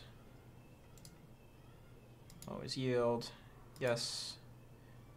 We'll make green mana. 1, 2, blue. We actually do want to get Rashmi online, so we'll cast her. Crash with Cobra. Also, notably, Cobra attacks. So, I mean, I guess there's that. He's got 5 mana next turn, so we want to be able to be doing something just as broken, like using Tezzeret to get 2 things. And that is something we will be able to do on our next turn. Ancient Tomb, 6 mana. Must be nice. Hunting Wilds. Alright, so we didn't kick it. Why not kick it? Untap all first. Like, you'd be able to beat me, like... For 2 life to yourself, you can just kick it? This seems bad. Like... Oh, kicker's... Never mind, he can't kick it. I thought kicker was green 1. That's weird. I don't know why I thought it was green 1. So we get to Tezzeret Orbim. I guess that's the play. Yes, please. Blue, please.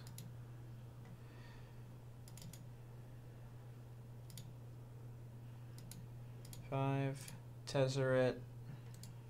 We don't actually auto yield to this ability. I'd love to cast that.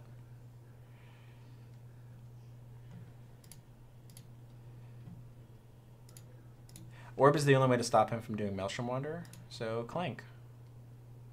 Don't do broken stuff. Yep, win the match. Alright, back to Nate.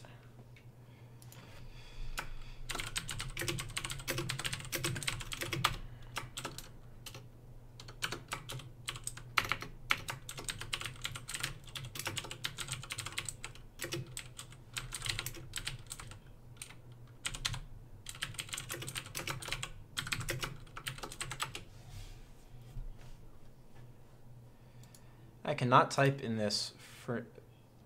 nope, I'm already in private challenge. So we'll play Rashmi because he disdains Rashmi. And we'll see how it goes. It's also one of the decks that's given him the most trouble in the past because of the different angles it attacks at. He wins a dice roll. That's a nice change for him. So I can't mull this. Keep.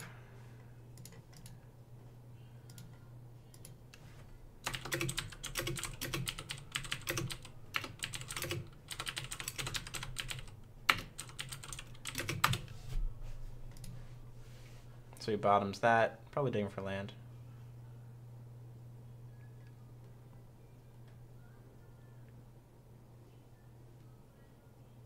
We get a draw. So we get birds into turn 2 as foretold if he taps out for a Signet. Let's hope he doesn't have bolt here. No bolt. Seems good.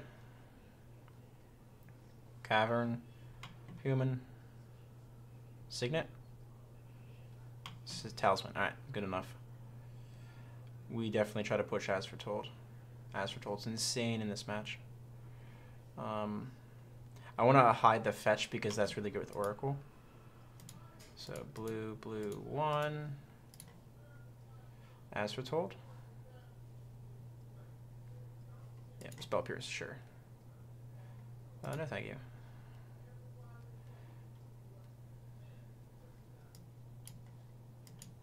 He's got land, he gets to play Breya. Like, talismans are just insane in the Breya build. Top? No, top's banned. What's the one drop?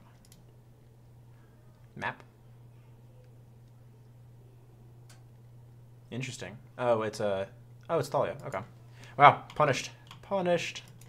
So hard. Come on, top deck. Like a champ. Woohoo. I would like to make a Rashmi.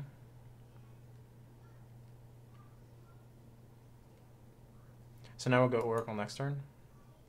Seems good. He probably plays Breya here. Because he wants to get Rashmi off the board ASAP. Rashmi's devastating. Her card advantage is so good. So good. Ideally, we draw like another one drop. Ooh, that's not Breya mana. Does he have Toxic?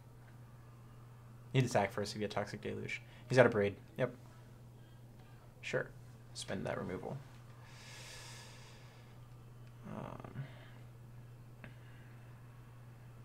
So now we Oracle into land drop, land drop.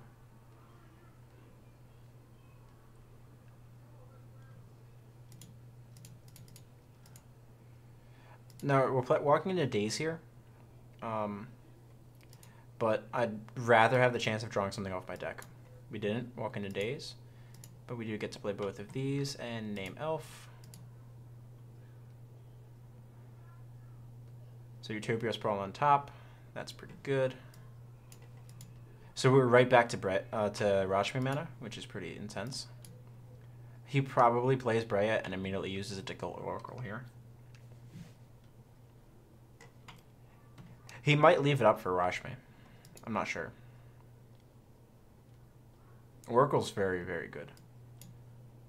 Yeah, so he kills Oracle right away. Yeah, I think that's correct. Like, you know I'm not drawing value next turn. I'm going to fetch Island. 1, 2, 3, 4, 5, 6.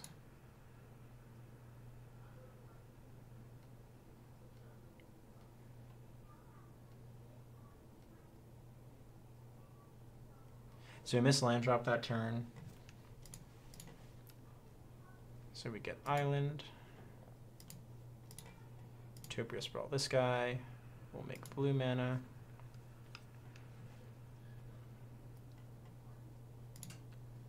Green. Green. 1. Archdruid.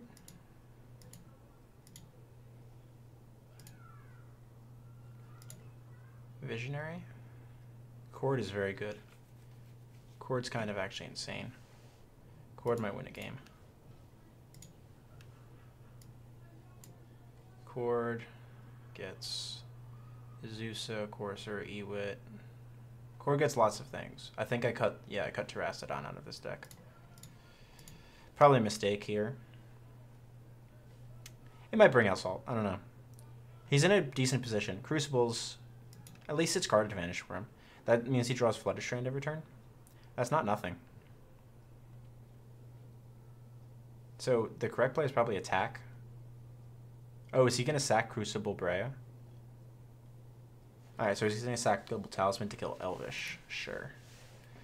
So he's banking on this Crucible here. So it might be in my interest to just Chord and Rexage his Crucible.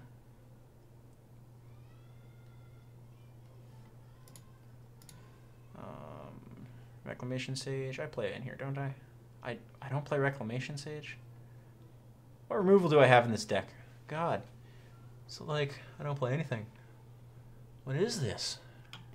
Farhaven, Elf, Cruiser, Grip, Courser, Crewfix, Archer, Ewit. Ewit gets back Chord.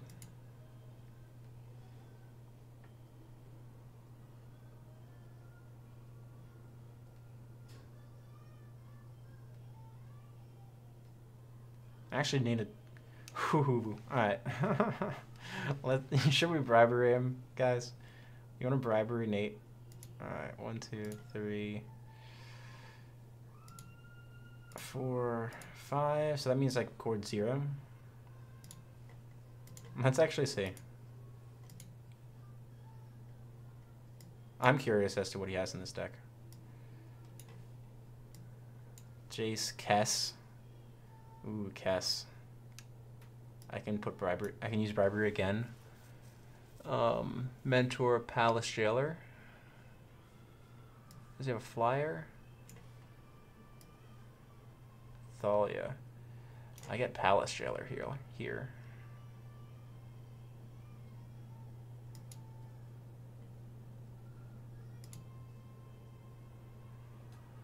We'll eat Thalia.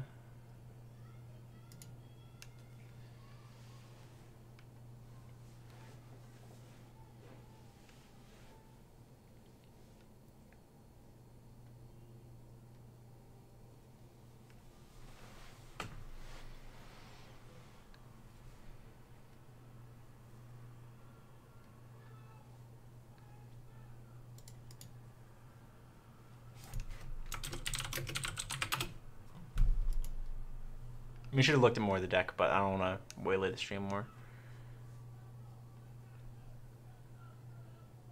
Okay. Flooded Grove, sure. That's untapped now. That's nice. So we block Visionary here, 100%. There's nothing in this deck that I saw that can give trample. Yep, replay land, you got it. Like, there's definitely other choices for creatures, but I think Palace Jailer is so good. Alright, so we can't name both of these. But if I tap Bird in response, he definitely names Elf here, I imagine. Because Rashni is Elf. That's a great hit. So that means that we have to chump with Bird. Yeah, so he names Elf. Alright. So now we chump with Bird and we get an Impulse.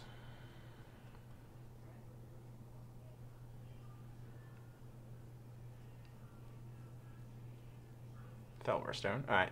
That's going to allow him to use Breya.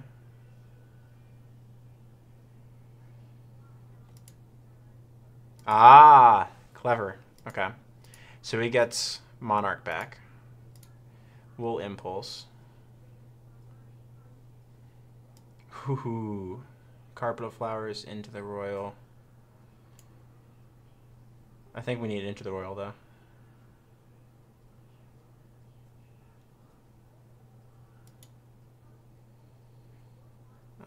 Any order. As good as Carpet of Flowers would be with 4 lands in play, I think we need into the Royal. Man, that was like exactly what he needed. So he gets Thalia back.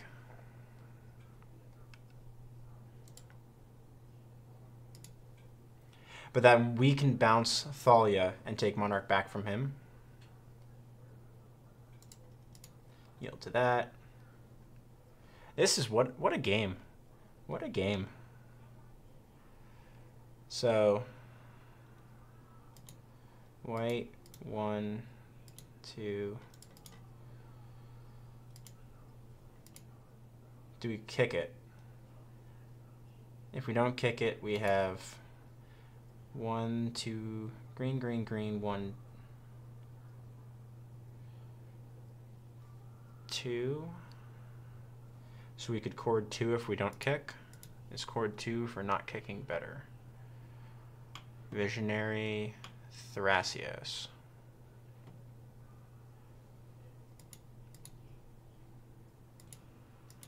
Thrasios, Visionary. Chord 1, no. I think we say... I think we kind of want to chord Nissa. Or Ewit. So let's just kick. Oh crap, that was a misplay. So now we definitely kick.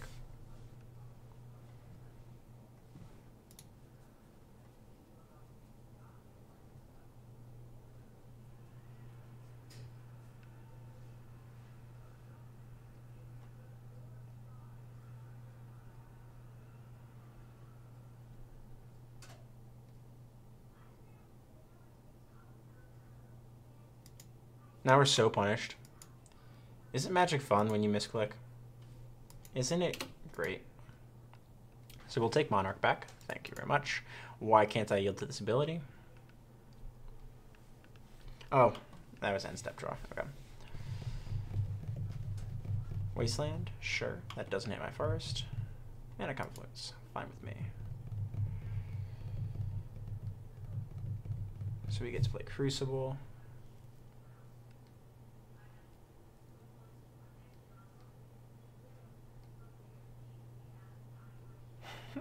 If he has any artifact, he just wins because of the damage that we've been dealt.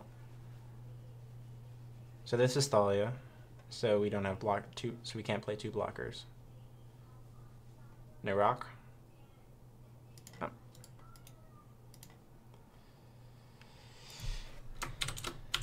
GG's. GG's. Yeah, I was gonna say, like, you just need a rock, man.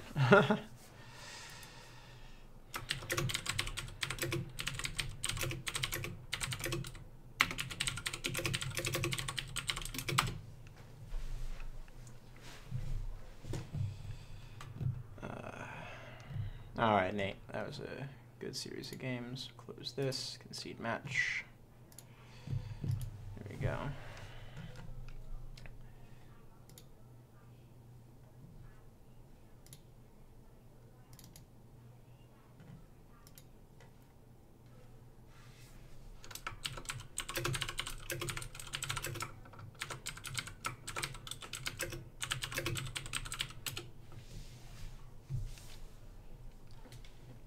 Definitely fun. You guys in chat and viewing the stream, what did you guys think?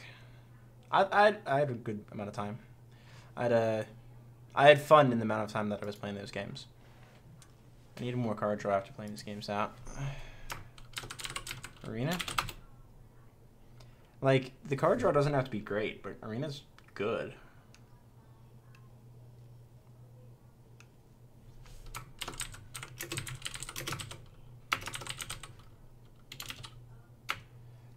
Look how atrocious my typing is. It's because I'm on stream. My typing is usually not this bad, chat.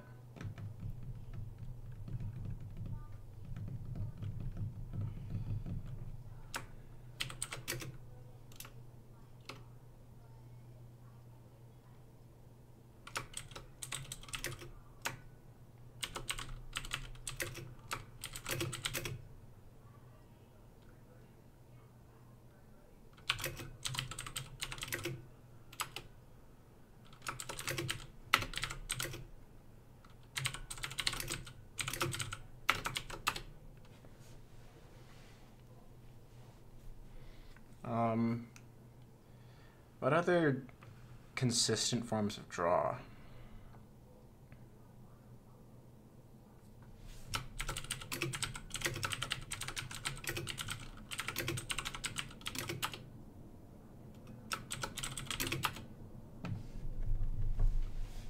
Man, library being legal would be insane.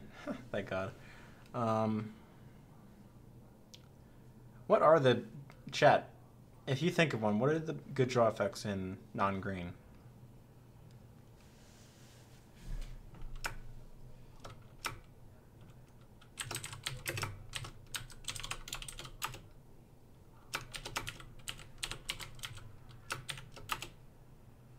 Baby Jace.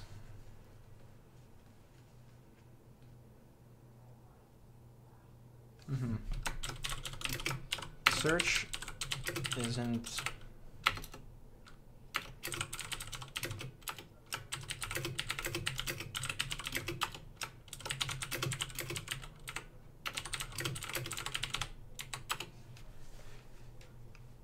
Like, 3-mana Jace might be worth it.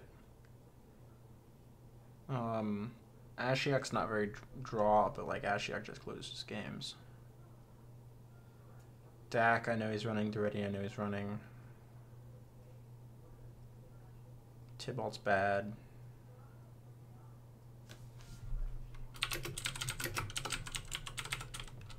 One minute Duretti. 3R.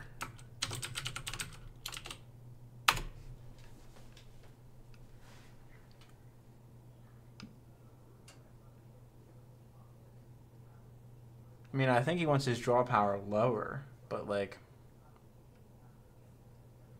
I'm not sure where it comes from.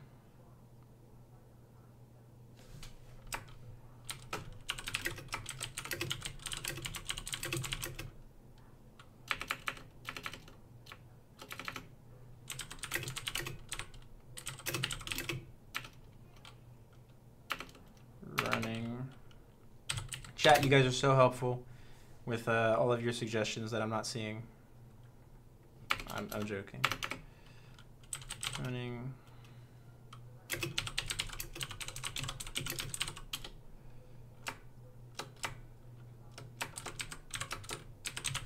Tax rack. Like I think that's the most compact.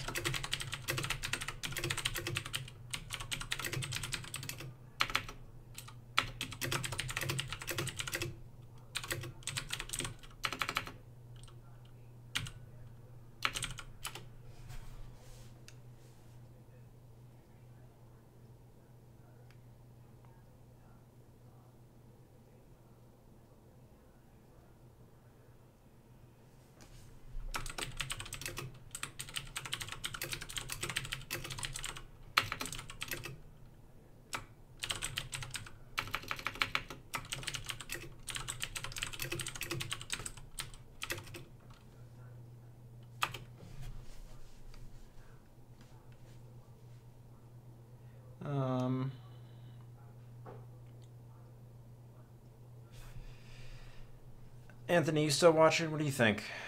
You tend to have lots of good ideas in my comments. Still watching, Anthony? Nope, I can't check who's watching. Interesting. I thought I could.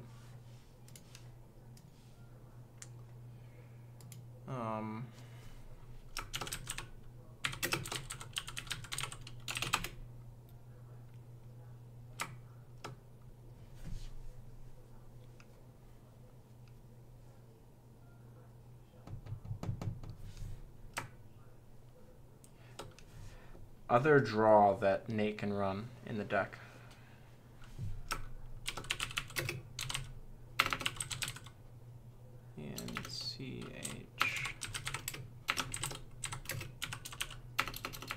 Enchant Bob.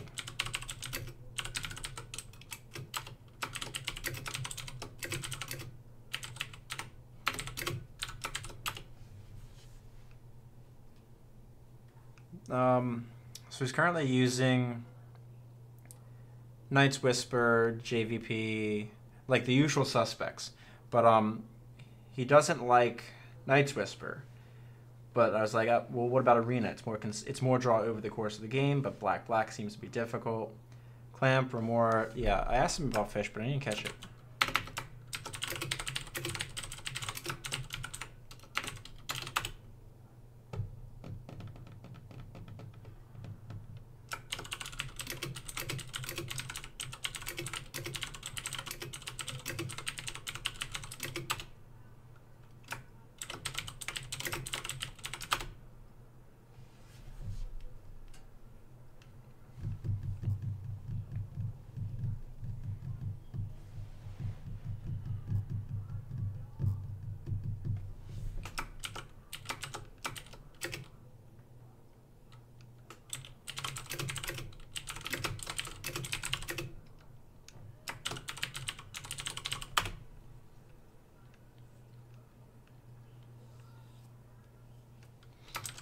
And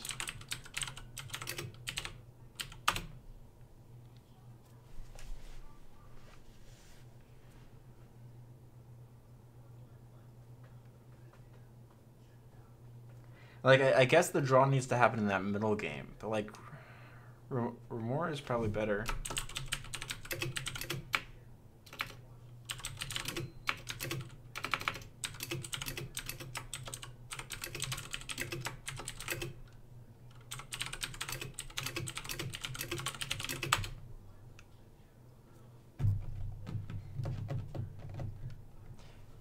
Ooh, yeah, what about Timna?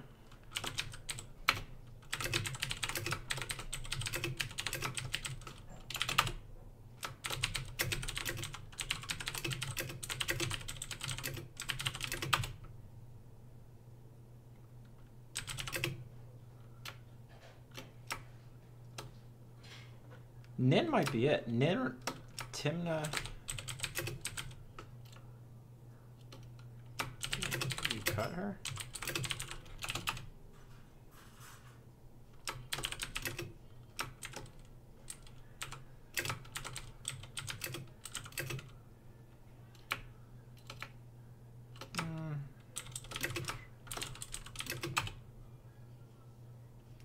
Confluence seems high. Tidings is slow. Thirst and Impulse. I'm sure he has Foff.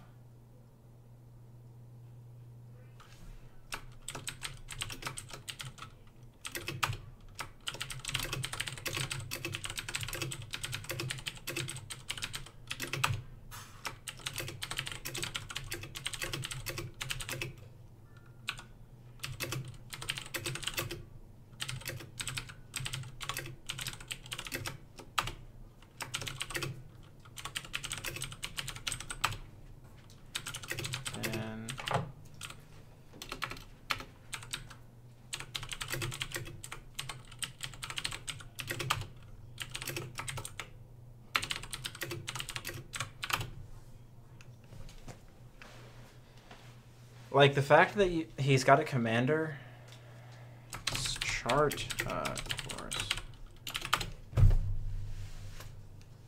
I didn't even think about chart, of course, Anthony. I haven't played much of the standard. Like, I don't know a lot of the new guys. That's definitely an interesting perspective as well. I think Nin might be actually the go-to here. Like, Nin's very, very... If Nin is good, she's great. And if you cash her in for 2, that's not bad. But, like, the fact is that you can keep Nin up and either draw cards with Nin.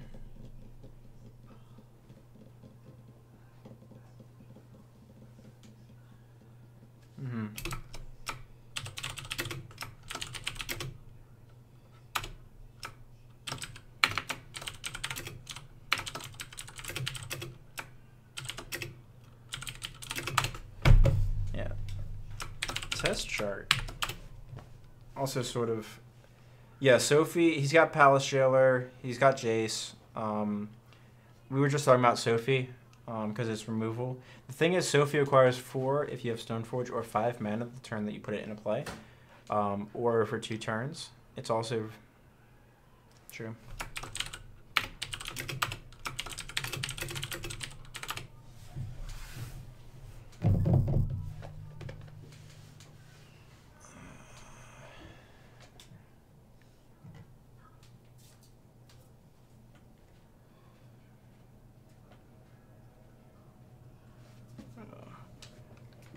Alright.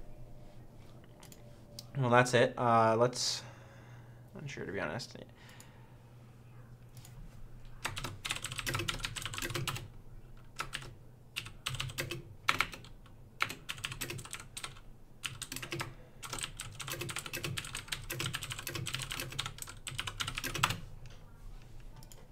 Alright, guys. Let's play this treat of a deck. So this is Pitch Dredge for Vintage. So we're using... So it's a typical Dredge deck in game 1 with Gurmag Anglers, and 3 in the board, 1 in the main, just for those turns. Then out of the board, you bring in these hollowed ones, and you pull out the reanimation package.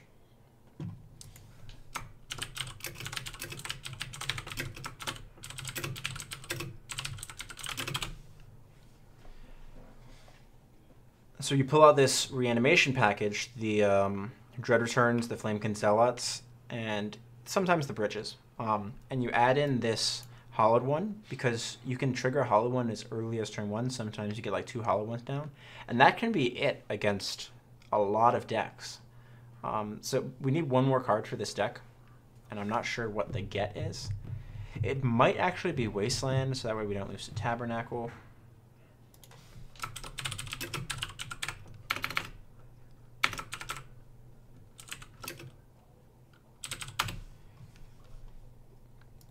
So we probably lose a Tabernacle anyway. Tax is bad.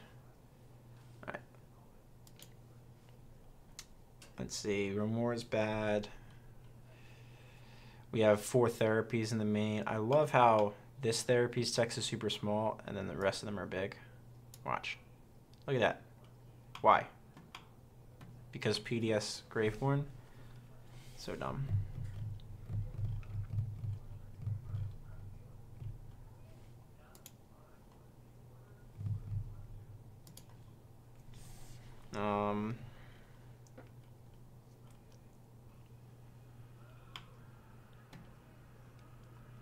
We could play Memory's Journey.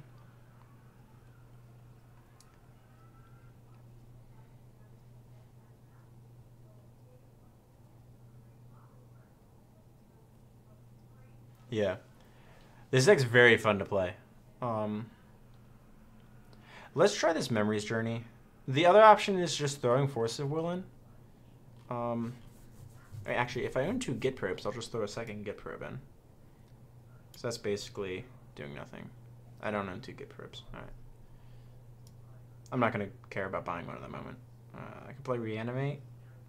I say castable Reanimation.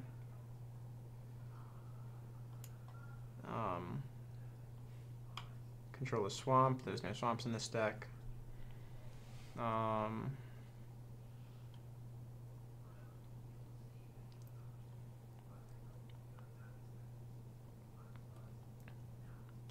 Gush can't be cast. Foff.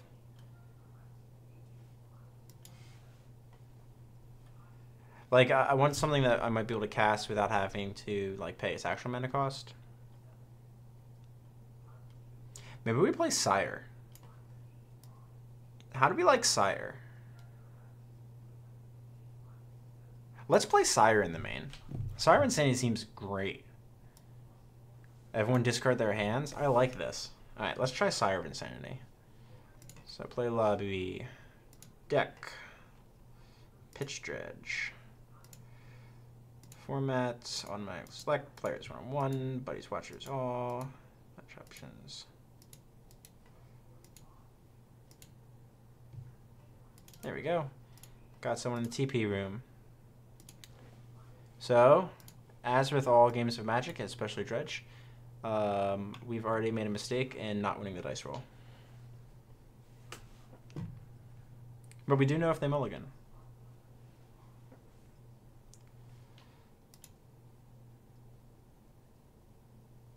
We'll pull the deck back up so we can look at it. Sideboard isn't relevant at the moment. These actually cost 1.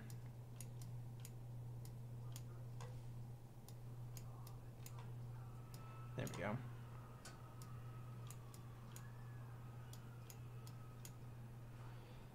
That 1s and 0s. Let's get back over here. They keep. So we lose the Flamekin Zealot for the Serum Powder. We keep this hand. We have a Dread Return. We don't have a Dredger, but we have a Bazaar. This is a keep. We skip their entire turn.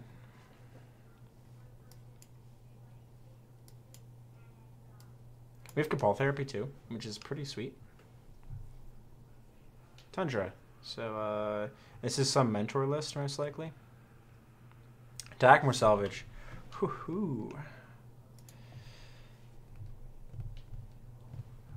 They should have known I was on that as soon as they saw 7 cards go into exile. We should keep this open so we know that we don't have that. The graveyard's the relevant thing, though. Hand off my mouse. I don't need to stop here or stop here. Mana Crypt. Sure.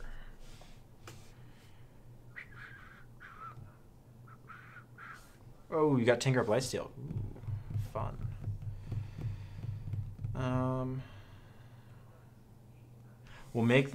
We'll dig for force, make them think that we have like a force.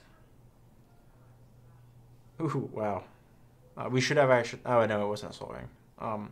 So we pitch Salvage and Mr. Gast and Mr. Gast.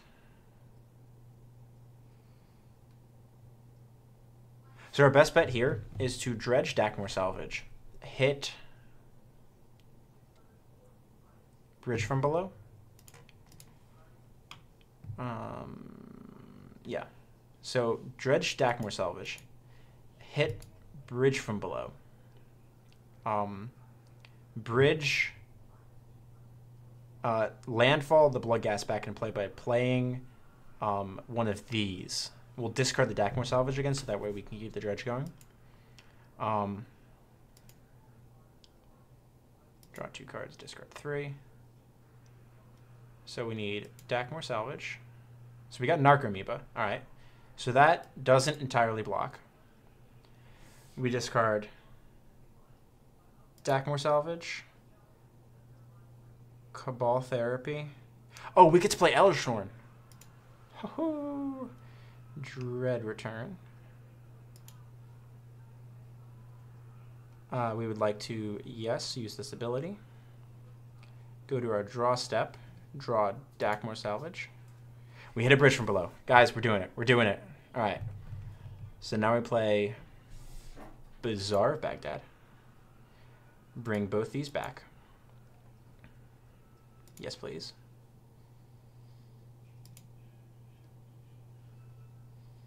Yes, please. And now we Cabal Therapy our opponent. Sacrificing all of these. Always yield. So we name Force of Will here because we have 2 mental missteps.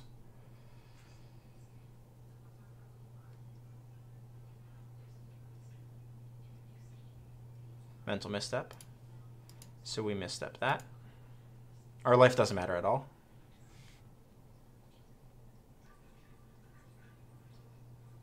So now we name, I think we still name Force of Will.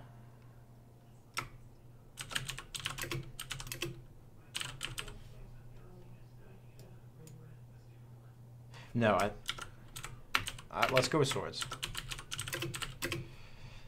Swords to Plowshares. Okay, so he's got Force, Ruby, Tundra. This should be good reveal. Yep. All right.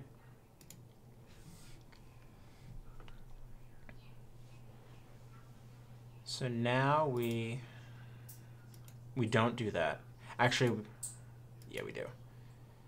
So draw 2, discard 3. So we'll discard this, City, Icarid. We'll Dread Return Elishnorn, sacrificing 1, 2, 3. We should have done that first in case we hit another city. We could, or bridge, we could discard that. So he doesn't have the blue card for Force. That's where we do that there. So now this is a 9/9, and we can take a hit from it, and then we can crash in for 12. We'll be able to Icarid on his turn, or on our upkeep. So even a Swords to Plowshares off the top doesn't get him out of this line here, because we have 4 chump blockers. So we drew, we don't know. Hills, Mox, Ruby. Seems correct. So I think we just take 9. Like, we could take 5. Letting the zombies block and die. This is a tough call. So we can take 1 poison. Yeah, let's take only 1 poison here. We want to keep Elishnorn.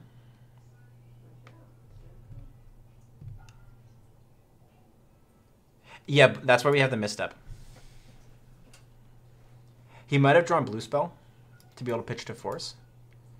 So that's relevant. So in response to this Icarid trigger, we will dredge Stackmore Salvage. Ooh, we hit a Stinkweed Imp. That's really, really good for us. And then we pitch these 3. And then we'll dredge Grave Troll, Stinkweed Imp, and then we got a Narco. So we need this land actually. So now is when we pitch Misstep.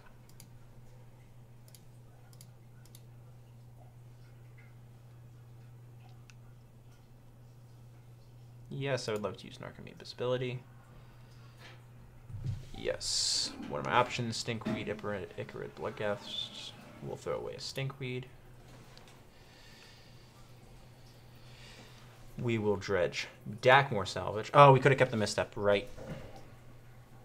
So we'll play this to return the Bloodghasts. He is not at the requisite life total. Actually, we shouldn't have played that. That was a mistake. We should have let that go because play Confluence, we can discard this, we can pull it back during our next draw step. 5, 6, 7, 8, 9, 10, 11, 12. So we have 12. Oh no, the Narco can't attack. When Icarid dies, we'll get zombies from the 2 bridges.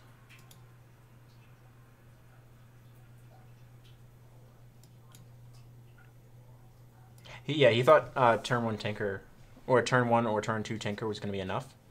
Man, Dredge is so good. We didn't. Did we hit any prized amalgams? No, we didn't. Wow. We only exiled 1.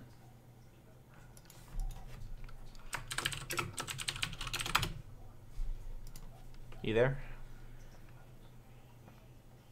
This is Magic how Richard Garfield intended it.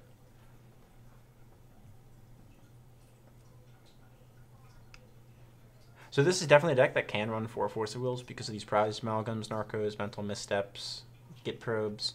Like, it's definitely a deck that can run them. 5, 6, 7, 8, 9, 10, 11, 12, 13. So you can run 4 Force of Wills in this deck.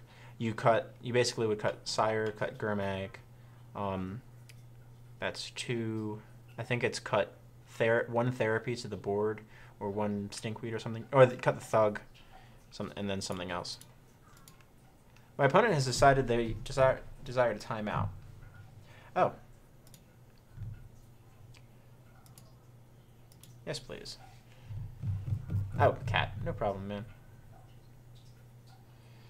So, let's Therapy them. Sacrifice this. We're going to name Swords again.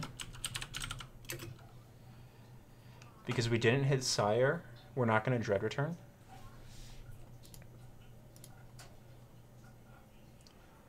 Young Peasy? Sure.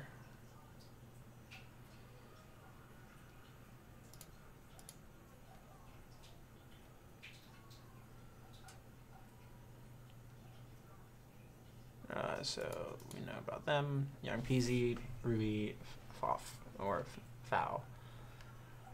Alright, so we could DR a Grave Troll back. I don't hate that.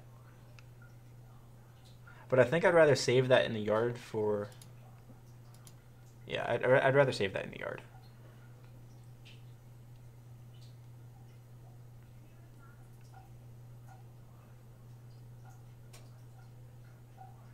Ooh, game 1.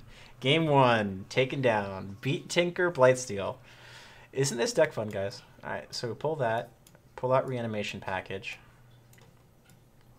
And I mean it, we pull out the full Reanimation Package. Bring in Hollowed Ones. These are for the Dredge matchup. So, there's the Thug. Thug's less good in the second game. Just because we're playing more of a explosive thing, and Thug's not explosive. We can cut probably the Missteps for 2 Chewers,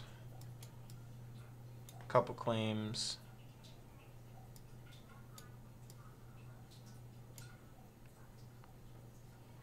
Bloodghast, play it like that. 4 Therapies is still a lot. Maybe we go down a Therapy and keep this gassed. Maybe that's... I think this is the line. Let's try that. I'm not sure what to play against the USA artifacts. It looks like he's a typical Pyromancer Mentor build.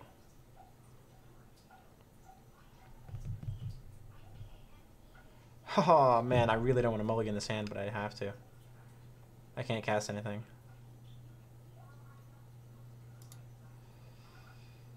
This hand's so much better. I get turn 1 Hollowed One. Turn 2 Gurmag Angler. This hand is fantastic.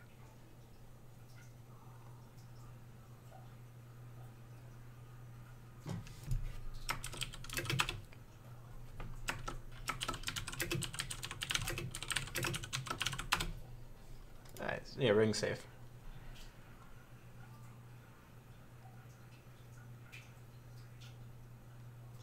And the let's just print screen that.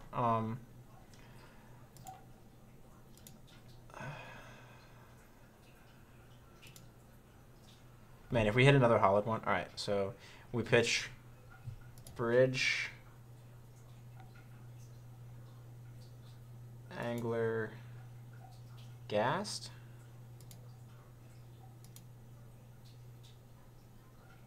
I think we pitch Angler, Ghast, or not Angler, Bloodghast Amalgam. Pardon my language. And we actually pitch the Serum Powder here. So if they have instant speed graveyard hate, they get these two, but they don't get our bridge, which is relevant. He might force this. Turn 1 4/4 is nothing to scoff at. We actually want these Bazaars because these will help fuel us into basically anything. We're going to play the City next turn, though, because we want to cast Gurmag Angler. We will upkeep Bazaar, though. And we have these extra Bazaars to throw away. This might be Jace. No. Not Dak. Ooh, Dak Faden. So he gets to take Hollowed One. That's fine. That's pretty good against Hollowed One. That's fine with me. Sure, have a 4/4. You're welcome. I did the work for you, man.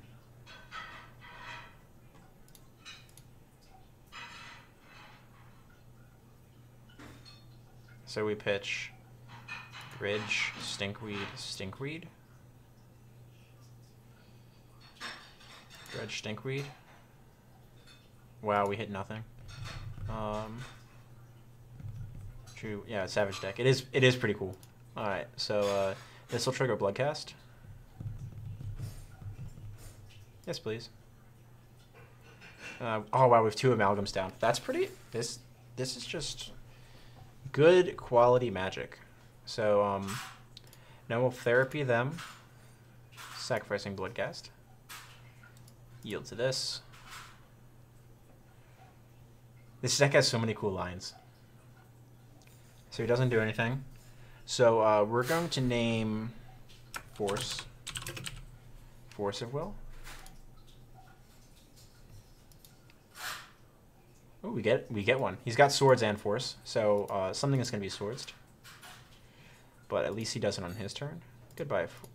The rest of his hand is hot garbage, so Dak's going to fix that for him. But 1, 2, 3, 4, 5, 6. So we get to leave.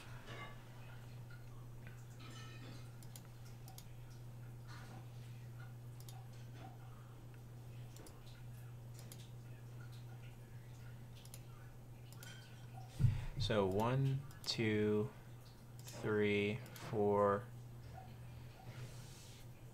So we can throw away Bridge here. That's fine. We should have dredged. Oh no, we didn't. We still have Stinkweed. I think I actually care about having Amalgams in play because they're 3/3s and I have a 5/5. Like this is a lot of power that he still has to contend with.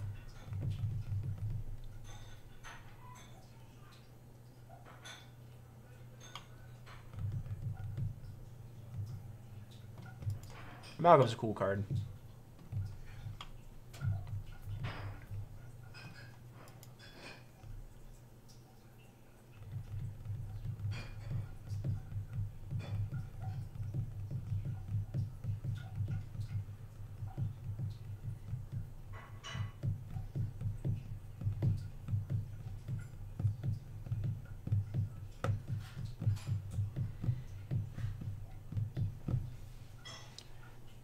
So he's definitely probably going to throw away Crypt Tarn. So on upkeep, we get to Bazaar, throw away this Imp. So he threw away Crypt Ruby, so he plays Tarn. So he's got 2 unknowns. Like, I have a lot of power on board. And we're on the play for game 3 because we won game 1, which is kind of awesome. Like, if we have a game 3, we're on the play. Which is right where we want to be. I don't think he plays ley lines. Jace. Okay, so Jace plus swords. So I can kill one of his walkers here. I definitely kill Jace. Yeah, sure, you can bounce that. You're unaware of what I'm about to do in my hand. Get Pro Moon Boss, go for it. And I can be thrilled. Dredger, Angler, Bazaar, Bazaar.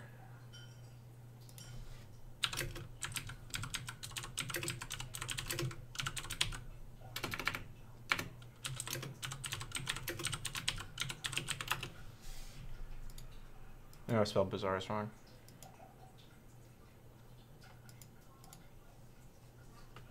I would love to draw 2 and discard 3. Yeah, that's the game, man. I don't auto-win. I think I do. Actually, Narco City? Yeah, sure, we'll do that. I kind of do auto-win, man. This deck's insanely effective.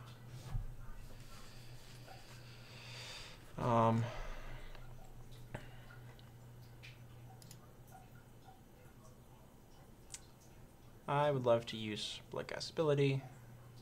Yes, please.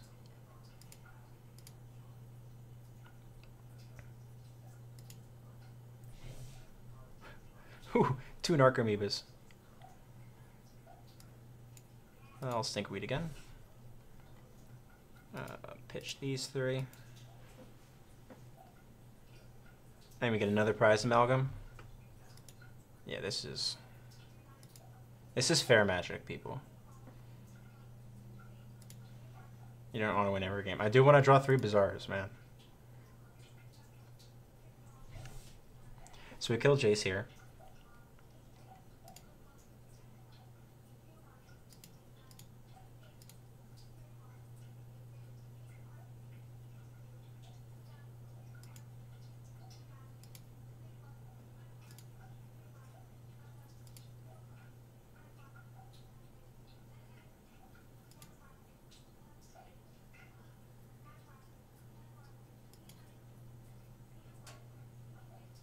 Yeah, so this way he can't block one, swords another.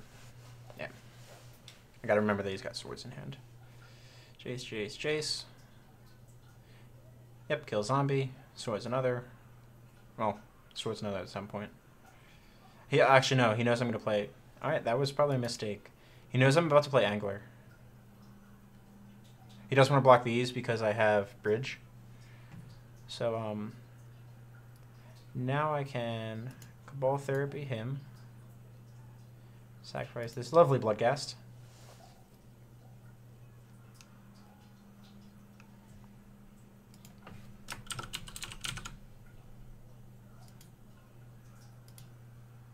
Top, sure.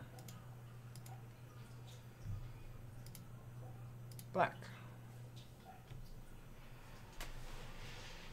Can I have this Gurmag Angler, please? Narco City, Confluence, Serum, Mana.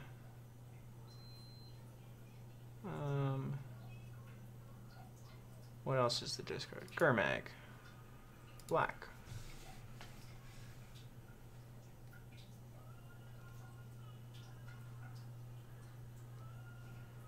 It's the same amalgam. Kind of do auto win every game, man. You got to steal my hollowed one, but sure. Throw away top. Definitely throwing away top. Unless he draws land to land. In which case I'm probably in the driver's seat this game. He can't even kill a hollowed one. Like, he wants to kill hollowed one to deal with this bridge, but I haven't even committed that many bridges to the board, which is kind of awesome. Throw away top. Sure.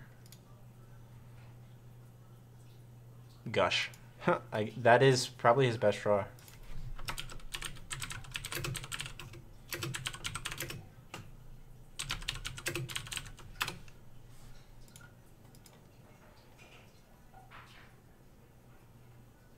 Like, and if he has what, Supreme Verdict, I get 1, 2, 3, 4, 5 zombies.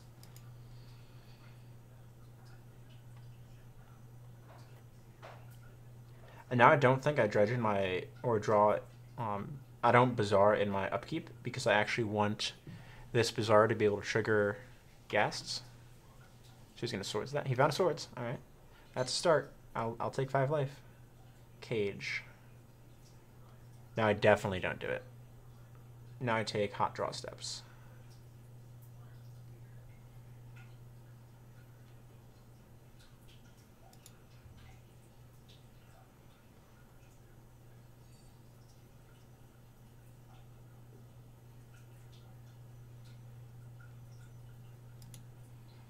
Dak. Dak. Dak dies.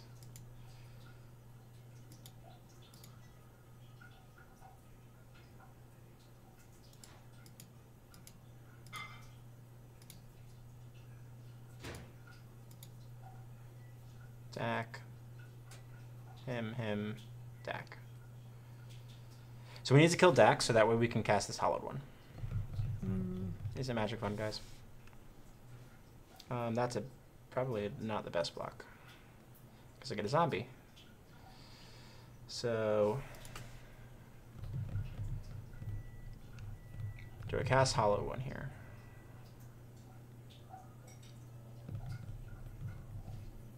Yeah, I do. Turning water off cage.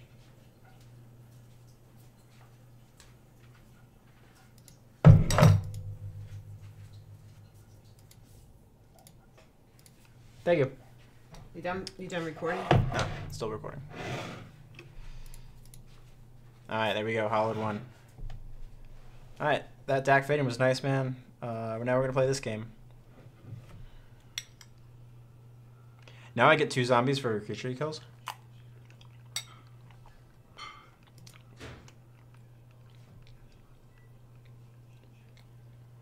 He's not going to be happy. And this is why you play Hollowed ones out of the board. It's because they just beat Cage. I would not like to dredge at all. I'd like to draw. That's kind of a bad draw, but that's okay. So the reason we take a draw here is because we don't want to churn through our deck too much. We only have 14 cards left. And furthermore, when you have 2 cards in your hand, it lets you Bazaar and keep one of the 4 that you've seen. Or one of, yeah. When you have 2 cards, you draw up to 4, and then you discard 3. So you get to keep 1. So that will let us get to something like our other Ingot Chewer or our other Nature's Claim. Because we brought in 2 of each. So now we go Red Zone. We win every damage race against him.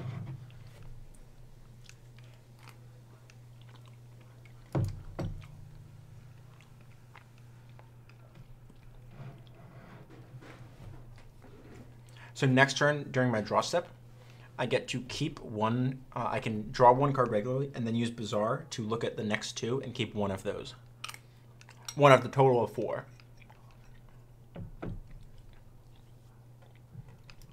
Ooh, another Dak.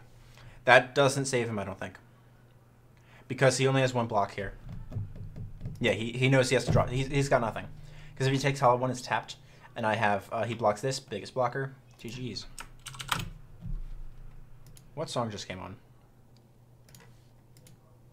This is really funny. Because this song is the song for Vintage Super League. Or this past season of Vintage Super League. Hold on. This stream's not monetized anyway. So, this is the Vintage Super League song currently. That, everyone, that they play as the intro. Hey, Simone, thanks for appreciating the videos. Yeah, this was a quality game. This deck's so much fun to play. Like, it just attacks at such a strange angle. So nice serendipity that we had the Vintage Super League song playing Oh, where's OBS? There we go. As I finish up that vintage game. Definitely cool. I'm gonna stop the stream off here. I've had a lot of fun playing it. I hope you guys enjoyed. And if you're watching the playback, apparently you should be able to see like all of chat going at the same time now. But I mean, I always do chat on the screen as well. So that way you can see that when I see it, that's when I'm responding to it instead of like at the other time. So see you guys all in the next one. I like doing these impromptu streams every now and then.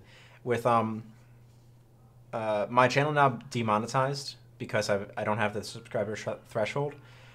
This is something that I'm going to do for fun. This isn't something that I'm going to do to try to make money. So we'll see. Anthony, maybe tomorrow. I'm off work tomorrow. If you want to, if you see me online, shoot me a message. We can jam some games if you want to tomorrow evening. Other than that, see you all in the next one.